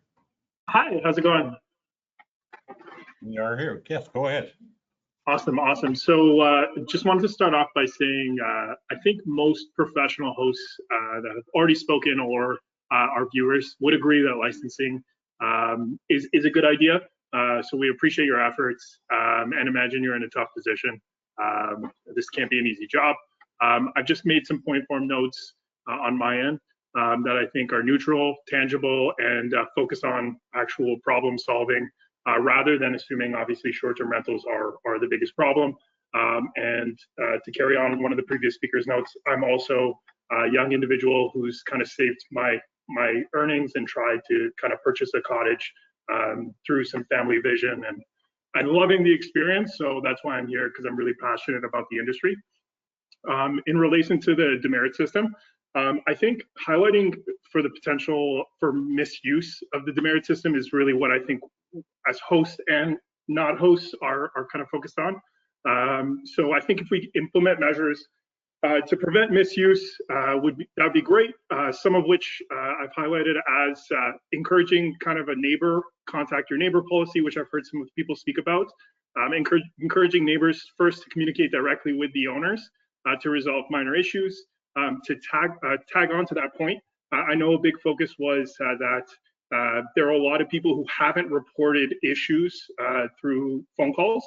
And I think a counter to maybe they were too scared to that is that you just have a good relationship with your neighbors. And, you know, everyone is under a good assumption. In my view, although I'd like to see less than, I think you guys had reported 39 violations out of 555 short-term rentals. I'd like to see that less, but I feel like over a year scope, I think that's not too bad. I think, we're talking about a small group of bad actors here, which I think everyone in the room can agree is kind of the target, and who we want to kind of improve their operation. And I use the word approve because I also want to, there's some education aspect here, which I'll touch upon later quickly. But we don't want to like attack people. I think that's not the nature of any of us in the room. And I think there's a big educational part here of property management, which I think a lot of hosts can agree is hard to find. That being said, to move on, I think the documentation part is really important in terms of reporting, how you guys are going to receive violation documentation and what requirements you guys need to justify a violation.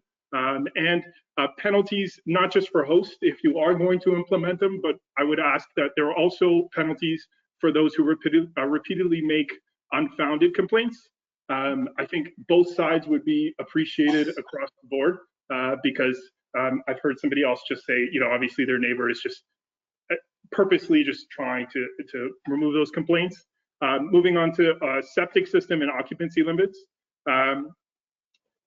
I think the inconsistencies in the bylaw about the septic system and the general variances of different properties is something that's going to be hard to tackle on.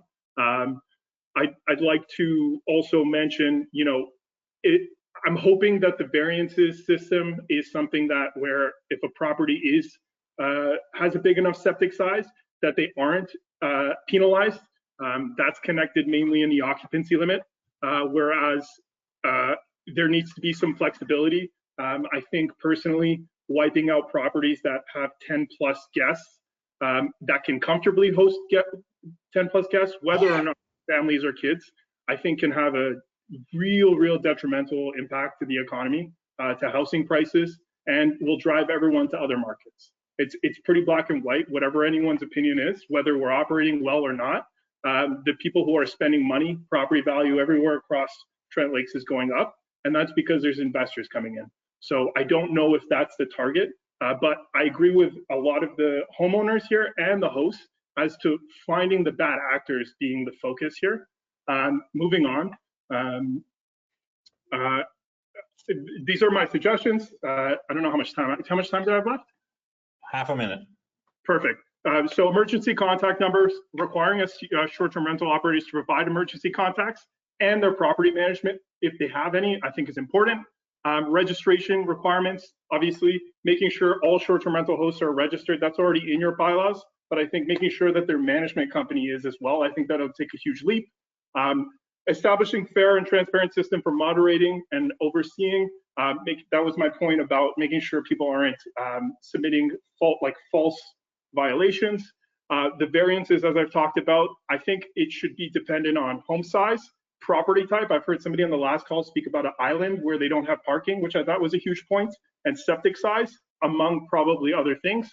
And I'd like to add, which I haven't heard anyone say, if there are repeat offenders who are causing main issues, I think maybe having a verified list of property management companies or even hosts to kind of tack on to suggestions for those hosts to maybe learn or improve their properties as kind of like a neighbor system might improve the community. And that's where I kind of want to focus on and kind of summarize there.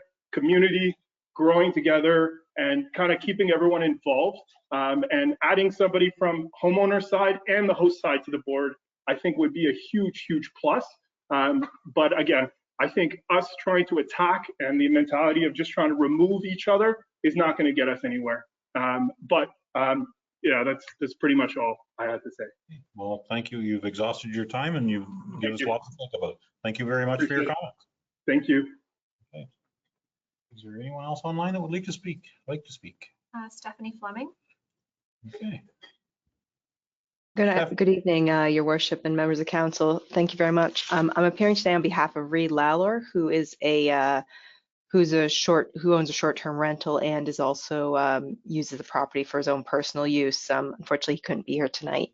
And many of the points, I sent in a letter on June 13th. Many of the points that we raised have already been covered by many of the other people tonight, so I'll just keep it to the other points that we have left. And mostly, my client's just looking for some clarity on some things. Some of that's been mentioned about how the fines versus demerits are going to be imposed, and how I guess the rise in fines is going to happen. For example, if you get somebody who gets fined in April, it doesn't seem fair to fine somebody else a higher amount if they rent in August.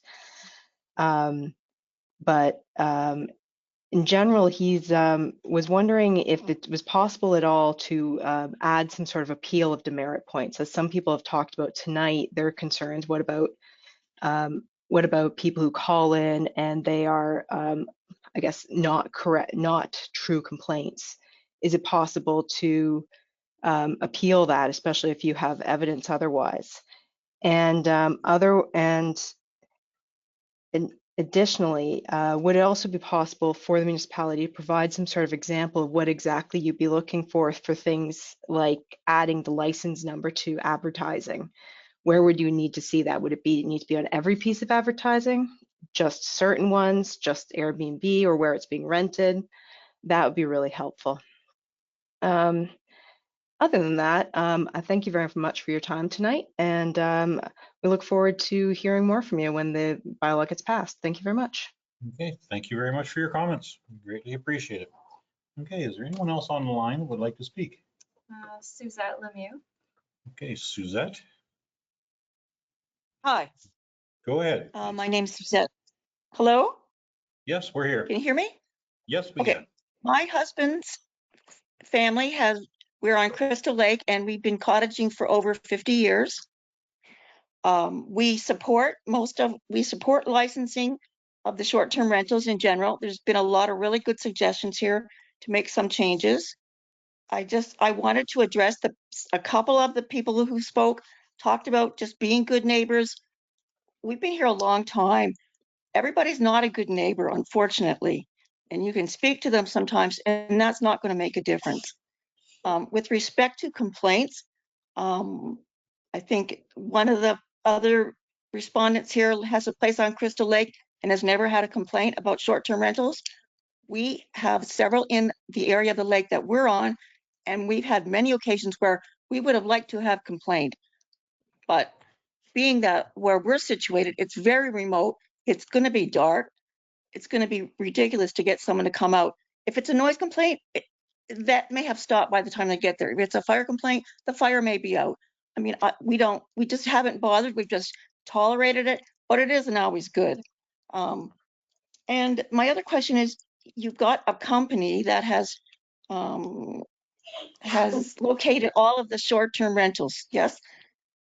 We wondered if we'll be able to see that list of short-term rentals because we have a neighbor not too far from here that is doing short-term rentals, is advertising on different sites. But when we went over there to talk about a rental for a family member, said, no, we only have families staying here. And we're pretty sure that is not true.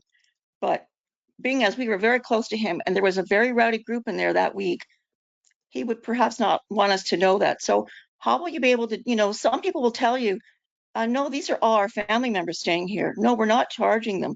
And I just wonder how you'll redress that.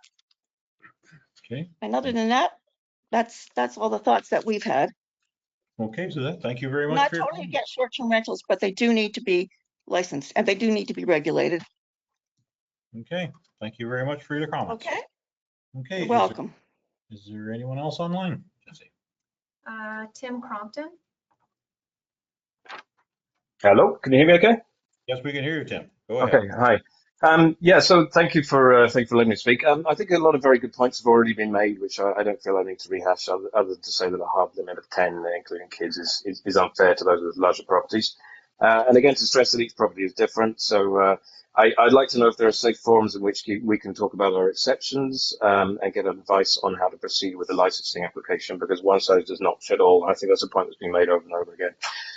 That said, I'd like to make a couple of other points which I don't think have been brought up by previous speakers. So we bought our property in 2022.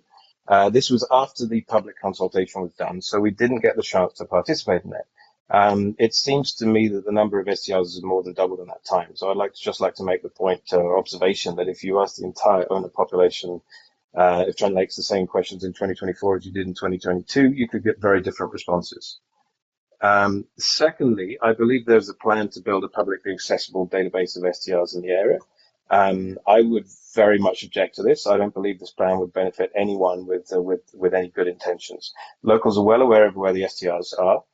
In most cases, although I do hear the last lady who spoke. The only people I could see benefiting from this, though, are criminals who can use it to determine when a property is potentially empty, or scammers and identity thieves who can use this data to build up their profiles on us and make us more vulnerable. Platforms such as Airbnb don't publish addresses. They publish approximate locations, and I think that is designed to protect us. I think a publicly accessible database it opens us up to much more risk. And that's all I have to say. Okay, well, thank you very much, Tim, for coming online. Greatly appreciate it. Thank you. Thank you for your comments. Okay, we can move on to one more online. Okay. Okay, we'll go back to We Michelle. can go back to Michelle. Thank you. Hello, can you hear me now? We certainly can. Thank you. Oh, wonderful. Thank you so much. Well, thank you to everyone who's spoken tonight. It's been certainly interesting to hear both sides of this perspective, and especially those who are not renting, but appreciate those of us who are doing our due diligence. And so I'm not going to speak to the same things that have already been heard. However, my proposal is to review a demerit system for those short-term rentals who aren't following policy, and based on bylaw complaints or some form of online complaint system, to allow them to pay a fee in terms of having an allowance or permit, and not punish all of us. I have a cottage that we are at primarily as much as we can throughout the year, but we do rent 3 to 4 weeks per year. We have a contract. I am in contact with the people who rent my cottage, the families, on a regular basis. I touch base with my neighbors on a regular basis. I give the renters my neighbors' names and let them know that this is their happy place. This is their place of refuge. Please respect that. We have rules at our lake. We have rules against fires during the day. We have rules against fireworks. And if they don't like that contract, I don't rent to them. I do my due diligence before I rent. I also touch base with my neighbors on a regular basis, and have had, you know what, I've had complaints. I've had my neighbors come to me and say certain things, and I've made sure that I've corrected that the next time around. And they're quite happy with how that works, because I respect their time. I think that right now we are putting a blanket policy on a number of people who don't deserve that. Again, I'm not somebody who owns a giant cottage and makes tens of thousands of dollars a year. I have a young family, and this is how we've built our happy place, so that we can share that with our family and friends. And I truly get pleasure in allowing other people to experience our cottage on our lake, and renting to families who respect that. My suggestion, as because this has been heard numerous times tonight, is something in place to ensure that I also hear from the cottage, or from the renters who are having issues with their neighbors, who are complaining unnecessarily. We need some form of implementation of communication. Maybe it's an online portal where there's a complaint process where basically the neighbor has to deal with that owner first before it goes to a demerit point system. I'm sure there's many neighbors who dispute and who are worried, as some have brought their concerns to the table tonight, that they don't feel like there is an issue, and maybe there's a personality complaint. How are we going to alleviate that and negate people from getting demerit points when it's not just? And we need to be able to address our neighbors and address the concerns before it goes to town council, or sorry, to municipality. And again, if we are already taxed and not able to handle the complaints that are coming in right now, what's going to happen with this system? Again, I'll address that I'm not someone who makes thousands and thousands of dollars, yet I'm being charged the same amount as somebody who owns a property and is strictly doing this for a profit basis. So I think that there's some things to be put in place. Again, if we can start off with not charging everybody this $1,000, and look at the ones who are actually complaining. When I hear that there's 36 complaints and over 500 rental properties, to me that's not necessarily a problem, but we need to deal with the ones who are problems. I know of some places on our lake that, I feel sorry for their neighbors. But we also need to address the neighbors first before we start a demerit point system. So I thank everyone. I want to thank both Sharon and Christine, who don't rent, but also understand our lake, and understand the ones of us who do respect our neighbors and the privacy and the solace of the beauty of being on a lake and enjoying that. So thank you for your time and the consideration going into this. Okay, thank you very much for your comments, Michelle. We'll put them down as notes. Okay, and we have a couple more online so far. Yep, Valentina Dimitrova. Okay, Valentina. Good evening. Good evening. Go ahead with your comments, please. Thank you very much for the opportunity. I own a 6-bedroom STR on a 4.7 acre property. It's over 5,000 square feet with additional loft. I have a stellar 5-star review record and 0 complaints of any sort. I support the concept of the STR licensing that aims to find a solution that's acceptable to everyone, the local residents, the property owners, visitors, and the municipality. Just few numbers I've got from the Trent Lakes website. Trent Lakes has approximately 65,000 population and 125,000 visitors annually. And the tourism business is the primarily that population. that's what's posted on the website. I'm sorry, these are just numbers that I'm citing from the website. But anyways, if this is not right, I apologize. Maybe you can cross-reference that. So there are just few points I want to touch here. One is, of course, the occupancy limit. So one thing is that I feel that large properties like mine, the cap of 10 guests seems unreasonable in regards to the multi-generational families who seek accommodation to spend quality time together. And I feel that instead the occupancy limit should be proportionate to the property size and available parking. Moreover, the current occupancy caps seem unjustified when compared to hotels, where a single room can accommodate 4 adults, in contrast with the STRs that would be limited to 2 per bedroom. And adjusting the 10-person rule based on square footage and excluding children under 15 from the occupancy count would be a fair solution. Going forward to the demerit points, I think that the demerit point system appears a little bit harsh. It looks like just after 2 complaints, you can lose your license. And I think that in this situation, the technology can help us. There are wonderful noise monitoring devices. And this might be the solution to objectively evaluate disturbances. These devices can detect noise levels over a set decibel limit and have the option to send SMS to guests, auto-call them, or activate visual auditory alerts. And lower noises can be set up at night. The devices also maintain unlimited data history. I don't have anything against making those devices mandatory for STRs. However, we need assurances from the municipality and by law enforcement that these readings will be taken into consideration when deciding whether or not to penalize with demerit points. And yeah, I think that's all I have to say now. The last thing I would like to say is my opinion as a real estate agent.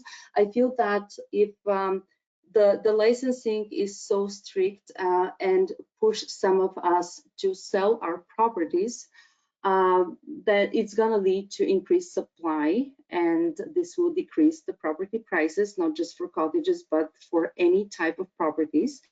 And this downturn would negatively impact everyone, including local residents. And thank you for your time. Hope you will consider that. Okay, thank you very much for your comments, Valentine. You're welcome. Good night. Yeah, good night. Do we have one more online? Corey Rosenfield. Okay. Corey, are you there? Can you hear me now? Yes, we can. Okay, sorry, I have to unmute. Just a couple comments. I appreciate everybody's time. Obviously not easy, as a few people have mentioned, but hopefully we can find a reasonable middle ground. There's been a lot of discussion about use. I don't think it's a use issue. A number of other townships clearly determined through legal channels that this is not a use issue, and rentals have been widely accepted and a major driver of tourism in our community and a number of others for as long as cottages have existed. This has only really risen to the forefront when online platforms like Airbnb and Vrbo became popular, and we accept and encourage licensing of some kind, but it is not a use issue. I just want to talk about some of the things that I do at my place. I take renting very seriously. I've got a large investment in my property, and I want to make sure that I don't upset my neighbors and I don't have bylaw called. So I take ID from every single renter that has a reservation with me. And not only do I take ID, but I verify that the primary renter is a minimum of 27 years of age. A lot of problem groups are not, we've had young groups that are great, but generally the younger you are, the more problems there are. And As you grow up, you become more mature. And we found that 27 threshold has worked well for limiting issues. We take large security deposits from our guests. We actually provide private garbage disposal. We pay someone to pick up our guest garbage at the end of the stay. They're told to put it in our shed, and we remove it for them. There's no issue of dumping on the streets and in the neighborhood. We review our cameras. We advertise that we have cameras. It scares bad guests away, and we review them, especially Friday and Saturday nights. We check in and we make sure there aren't any issues that we have to deal with. We screen guests vigorously, and we have very, very strict rules and fines in place. Fines like if you do fireworks, you're not only fined, but you're out. And we have fines that are unrelated, like you can't have glass outside because we don't want someone hurting themselves. But we take it very, very seriously. And we have put a lot of time and money into our property. It helps bring up the attractiveness of the property, helps us generate more income, and also improves the value of our neighboring properties and ultimately land values across the board. On a separate note, it has been brought up, but I feel there was very little representation of SDR operators in the working group, and if there's still an opportunity, I'm sure a number of operators would love to give their 2 cents to the drafting and final documentation of the bylaw. And also, there's been discussion about making a lot of money. Just because there's a high nightly rate doesn't necessarily mean that there's a high profit being earned. We charge a high rate. We've got a very large place, but it also means we're spending a lot more to maintain the place, and it doesn't necessarily equal more profits. There seems to be a bit of a double standard when it comes to STR versus non-STR properties. There's limited repercussions for a non-STR operator. As well, we're talking about a 2-person per bedroom limit. You could have six bedrooms, 7 bedrooms, and still only be allowed 10 people, but you could have a neighbor who's not an STR with 3 bedrooms and 1,200 square feet and have 20 people up. The double standard doesn't really make sense. It should be 1 or none.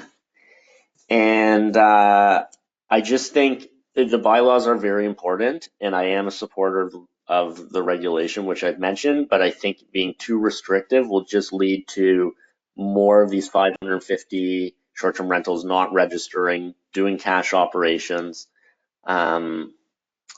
I'd be really interested to know, you mentioned 39 complaints related to short-term rentals. I'd love to know how many complaints there are not related to short-term rentals.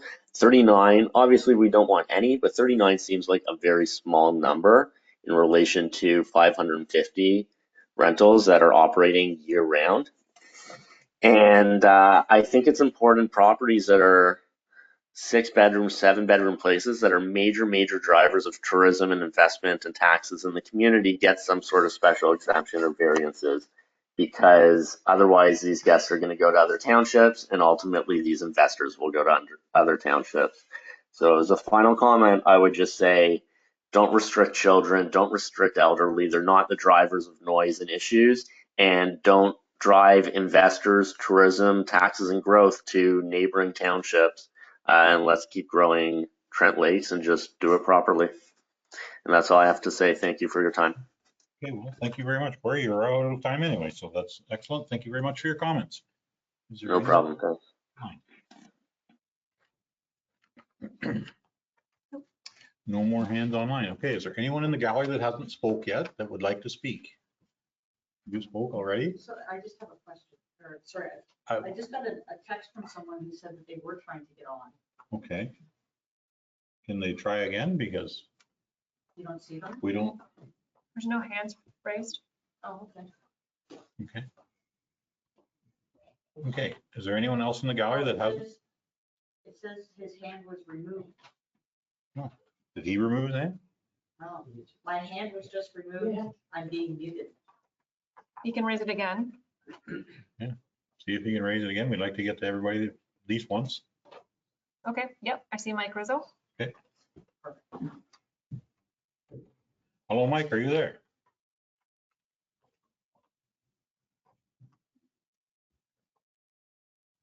Hello, Mike? Mike, you are still self-muted. Am I okay? There you go. We can hear you now. All right. Thank you kindly for your time, and I thank you to the gallery for acknowledging I was waiting online. You have 5 minutes. Go ahead. I just wanted to, good evening, everyone. Thank you for allowing me to speak again today about the important issue of short-term rentals in our community. I want to address 3 critical points that have been significant implications for our township and its residents. The integrity of the data used in this process, the misinformation that has misled our taxpayers, and the conflict of interest involving our councillor, Carol Armstrong. Point 1, integrity of data. I'm here to talk First, about the short-term talk rental. about the integrity of the data that has been utilized throughout this process. The report, Short-Term Rentals in Canada, Uneven Growth, Uneven Impacts, issued in June 2019, as presented by Carol, is not relevant for use in Trent Lakes, Ontario in 2024. Yes? Mike, it's a committee of people. It's not just Carol. This is a committee that have reviewed data. So if you keep it towards Sorry, the so I was specifically talking about the report that she used in her presentation at the last one, which she referenced. So the data in the report with references going back to 2015 and is over 5 years old. Significant events such as the COVID-19 pandemic have dramatically altered travel and rental markets, rendering the pre-2020 data outdated. Additionally, new regulations affecting short-term rentals have been implemented since 2019, which the report does not cover. Economic conditions have also shifted, including inflation and changes to the housing market. Moreover, the statistics and findings have changed significantly over the past 5 years, making the 2019 data obsolete. This report was presented in the Short-Term Rental Committee in 2021 and has been reused again recently in 2024 as presented by Carol at the last short-term rental presentation. It appears that this outdated report has been the sole source of information for presentations and statistics, which is misled specifically for Trent Lakes. The report focuses on major urban areas like Toronto, Montreal, and Vancouver, and does not address the unique dynamics of smaller, rural communities like Trent Lake. We were provided this report as current and have been misled by what the data reflects until questioned. Point 2, misinformation and its effects. Secondly, the integrity issue with the data have led to broader problems. Misinforming our taxpayers. The very people who trusted council to make information and fair decisions has been misled by the inaccurate data. This information has caused confusion, frustration, and division within our community. Residents are unsure of what to believe and are losing faith in our ability to manage this issue effectively. The lack of reliable information has also hampered constructive dialogue and hindered our ability to find common ground. Point 3, conflict of interest involving Carol Armstrong. Lastly, we know we're not talking about anything personal here. This is specific to the process and the bylaw. And lastly, we need to address the perceived conflict of interest involving Councillor Carol Armstrong. Carol Armstrong has been a leading figure in this process. However, her involvement has raised concerns about whether her personal interests have influenced the decision being made. It is crucial for all members of council. In the hall, just hold on 1 second. Go ahead, Councillor. Just a point of order through you, Mayor. I would just like to keep the conversation, as you've alluded to the content at hand, being the short-term rental, and it's inappropriate that we're pointing out individual members. As you've alluded to, Mayor, it's a working group, and this is an information gathering session that the working group who will be taking back everybody's comments and working towards a resolution with the. Absolutely. Thank you very much. And Mike, if you will keep your comments towards the short-term rental bylaw that we're talking about tonight. If you enter into personal attacks on any member of council or the public, we will terminate this conversation. Okay, so can I get some clarity? I am not personally attacking anybody. I'm actually talking about the process and the integrity of the process, which has a major impact. So what I'm actually presenting is data and facts, and that's what I wanted to give to you. So is that acceptable for me to be able to present my concern with the short-term rental bylaw and the integrity of it and the decisions? I don't want it to be perceived as attack, but I also would like to flush out some concerns that I think the public has a right to hear. So with your permission. We do have the data. We already know we have the data, so we don't need to discuss the data. So more about the process, the data with, so one of the things, for example, there was, I wanted to talk about the process, and part of the process of a counselor is to act with integrity. And Mike, and this was back in when this process started, integrity without conflict of interest, and that's political conflict. We're back to talking about a member of that committee, and I'm not going to allow that. So if you want to talk about the bylaw, please talk about the bylaw. Okay, so with the bylaw, one of the questions, let me clear to it. Well, so in regards to the bylaw, how are we going to get answers that have been presented to council? I sent an email back on June 2nd, awaiting information. And what other form can we use to actually bring our issues forward if this is not the form to do it? Okay, there's many ways to bring an issue forward. If you'd like, we can discuss that at another time, but we're talking about the short-term rental bylaw. Okay. All right. So short-term rental bylaw is going to be voted on by members of council. So my concern is that bylaw may not get an objective vote from the members of council based on perceived conflict of interest. We had Janet Clarkson that was removed from this process due to family connections, and that was the integrity process did that to be able to have people that are involved in the process be objective.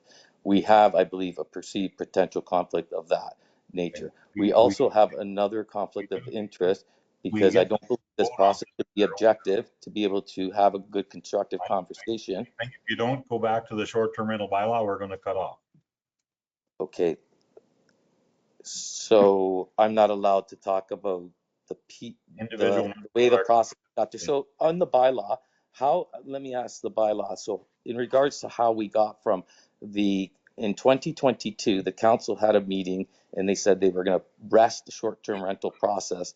And then in 2023, they said that they were going to ask some questions with a group, and those questions never came back to council. So can you explain to us how we got here? And can we have that on record? And can we have our communication as taxpayers answered? Because it sounds like you're giving us a chance to speak, but you're not actually giving us any answers back or actually addressing any issues. All right, what we will do is once we get all the questions, we will get answers back to people. Okay, will that happen before the bylaws and the rules are made, or will we have a form before the decisions are made? Oh, I think you'll have forum before the decisions are made. I do believe that. I mean, this is what we're here. We're just gathering information right now. We'll put all this together and we'll get back to things, and it'll come to council again for review. So this is not making a decision tonight, and every member of council has the right to make any decision they choose in the future when the bylaw does come. So. Okay, great. So on that point, just going to leave, and I have it on the record that I would like council people who are voting on this bylaw for short-term rental to ensure that they have no conflict, whether it be personal conflict or whether it be politically gained conflict from campaign promises made in 2022, because that is an integrity issue. And I think that reflects on council. Thank you for that comment, Mike. We appreciate every comment that we get. Thank you. Okay, thank you. Okay, is there anyone else online? We're seeing none. Is there anyone else in the gallery that has not spoke that would like to speak? Okay, is there anyone in the gallery that would like to speak again? Oh, we're kind of running close on time. We don't mind. Go ahead. You have a couple of minutes this time, not 5. Got it.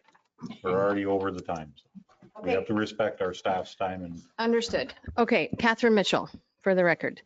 So the second thing I wanted to talk about was the complaint system for enforcement, and proposing that it has several points of failure inherent in the title of it and the framework for it being complaint-based. It's been a bone of contention tonight, several conversations about complainers and complainants and victims of complaints. So I believe that's inherent in the term complaint system.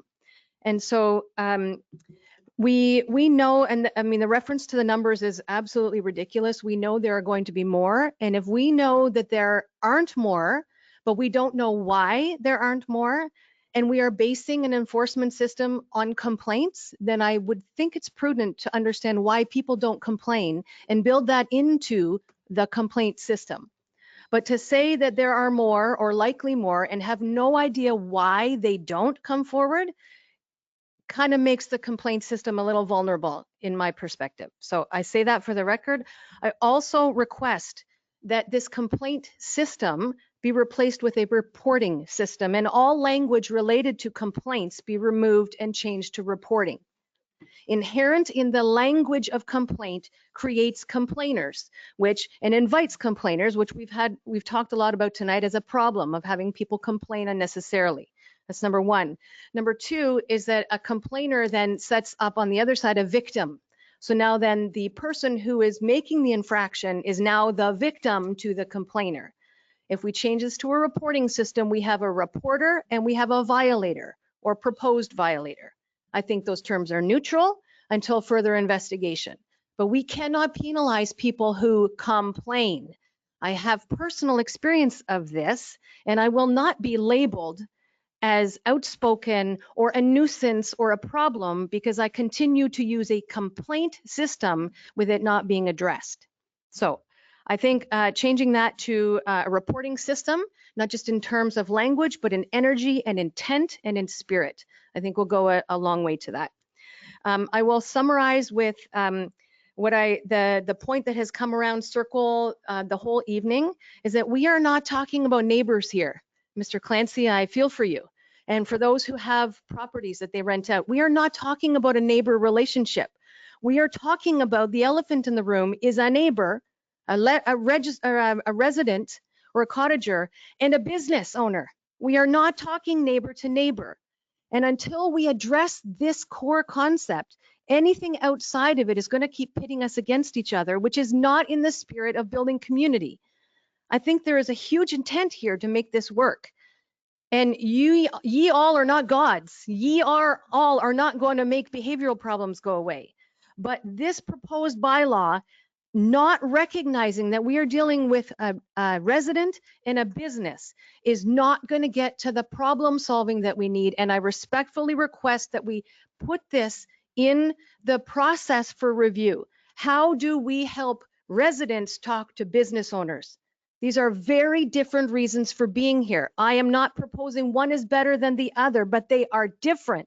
And this difference continues to be ignored. And I want that to be included for conversation. And we will come to different solutions.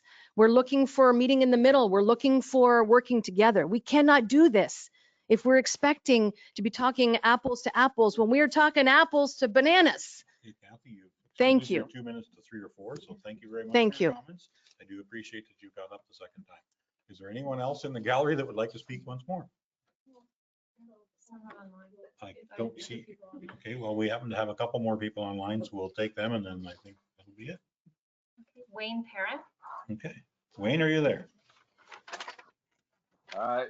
Most of my points, or most of the points have been covered, but what I'd like to say is I've been renting a cottage since 1998, never had one complaint. I've had mostly repeat customers now, or clients, or some for 15 years. And it's their cottage. They come with their kids, their grandkids. It's a beautiful experience that they wouldn't be able to do. And every year I just automatically keep 2 weeks for them. So And they love going there. They respect it. They respect the lake. You know, I've never used Airbnb. These are just, you know, families that I share with. We rent it out a few weeks a year, only to people that are well vetted and only families. If I see, you know, on an application, all different last names, I just, you know, sorry.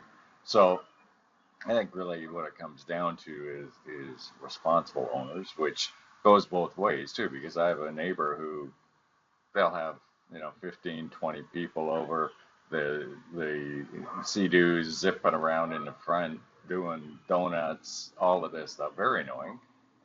Kids all running around.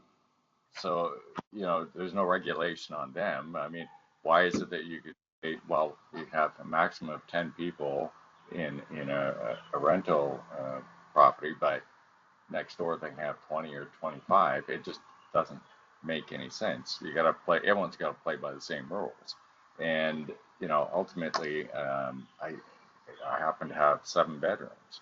So putting a limit of 10 people when a lot of them are kids. You go to the cottage, you kids, a lot of families, you get 2 or 3 families together, and that's, you know, they're all, or, you know, together, brothers, sisters, this sort of thing. This is the one chance to really share a beautiful experience together. And with 10, it's like, okay, you know, each of them might have 2 or 3 kids. You reach 10 just with the kids. It doesn't, you know, it's definitely, I think you have to look at this based on bedroom size, property size, you know, the building size, and really, you know, rethink that.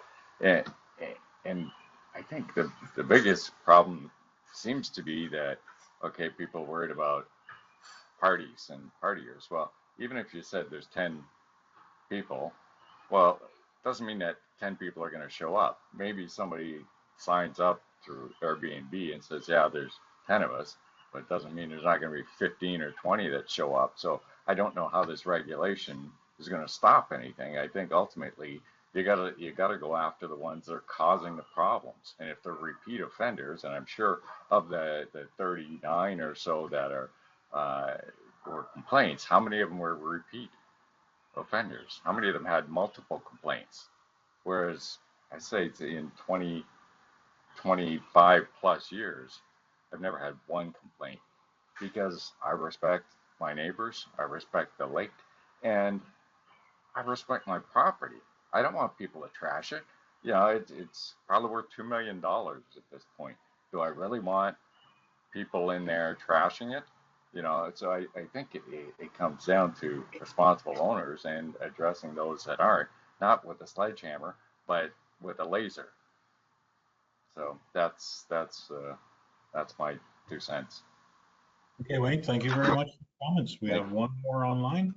That's it. We did or we don't? We don't. We don't anymore? Okay. Is there anyone in the gallery that would like to speak again? I'm seeing none. I think that means that we are going to adjourn. I thank everyone for the comments. Can I Yes, go just ahead. make a motion before we adjourn? Please do. I'd like to make a motion that council receive the delegations from both this meeting and the previous one on June 8th regarding short-term rental licensing program, and that we direct the working group to consider the comments received through both the online feedback form and the delegations in order to draft revisions to the draft licensing bylaw for council's review. Okay, thank you. Do I have a seconder for that motion? Councillor Cadigan for a seconder. Any other conversation with council? I'm seeing none. I will call for a vote. All in favor? That motion has carried. Okay. We can move on to the last item of our agenda, which is adjournment. I would entertain a motion to adjourn. Councillor Cadigan for a mover. Councillor Braybrick for a seconder. I will call for the vote. All in favor? That motion is carried. Thank you, everyone. Thank you, staff, for giving up an evening. Thank you, council, for coming in the evening, and thank you for everyone, both virtually and physical gallery, for giving us your comments. We will take them under review.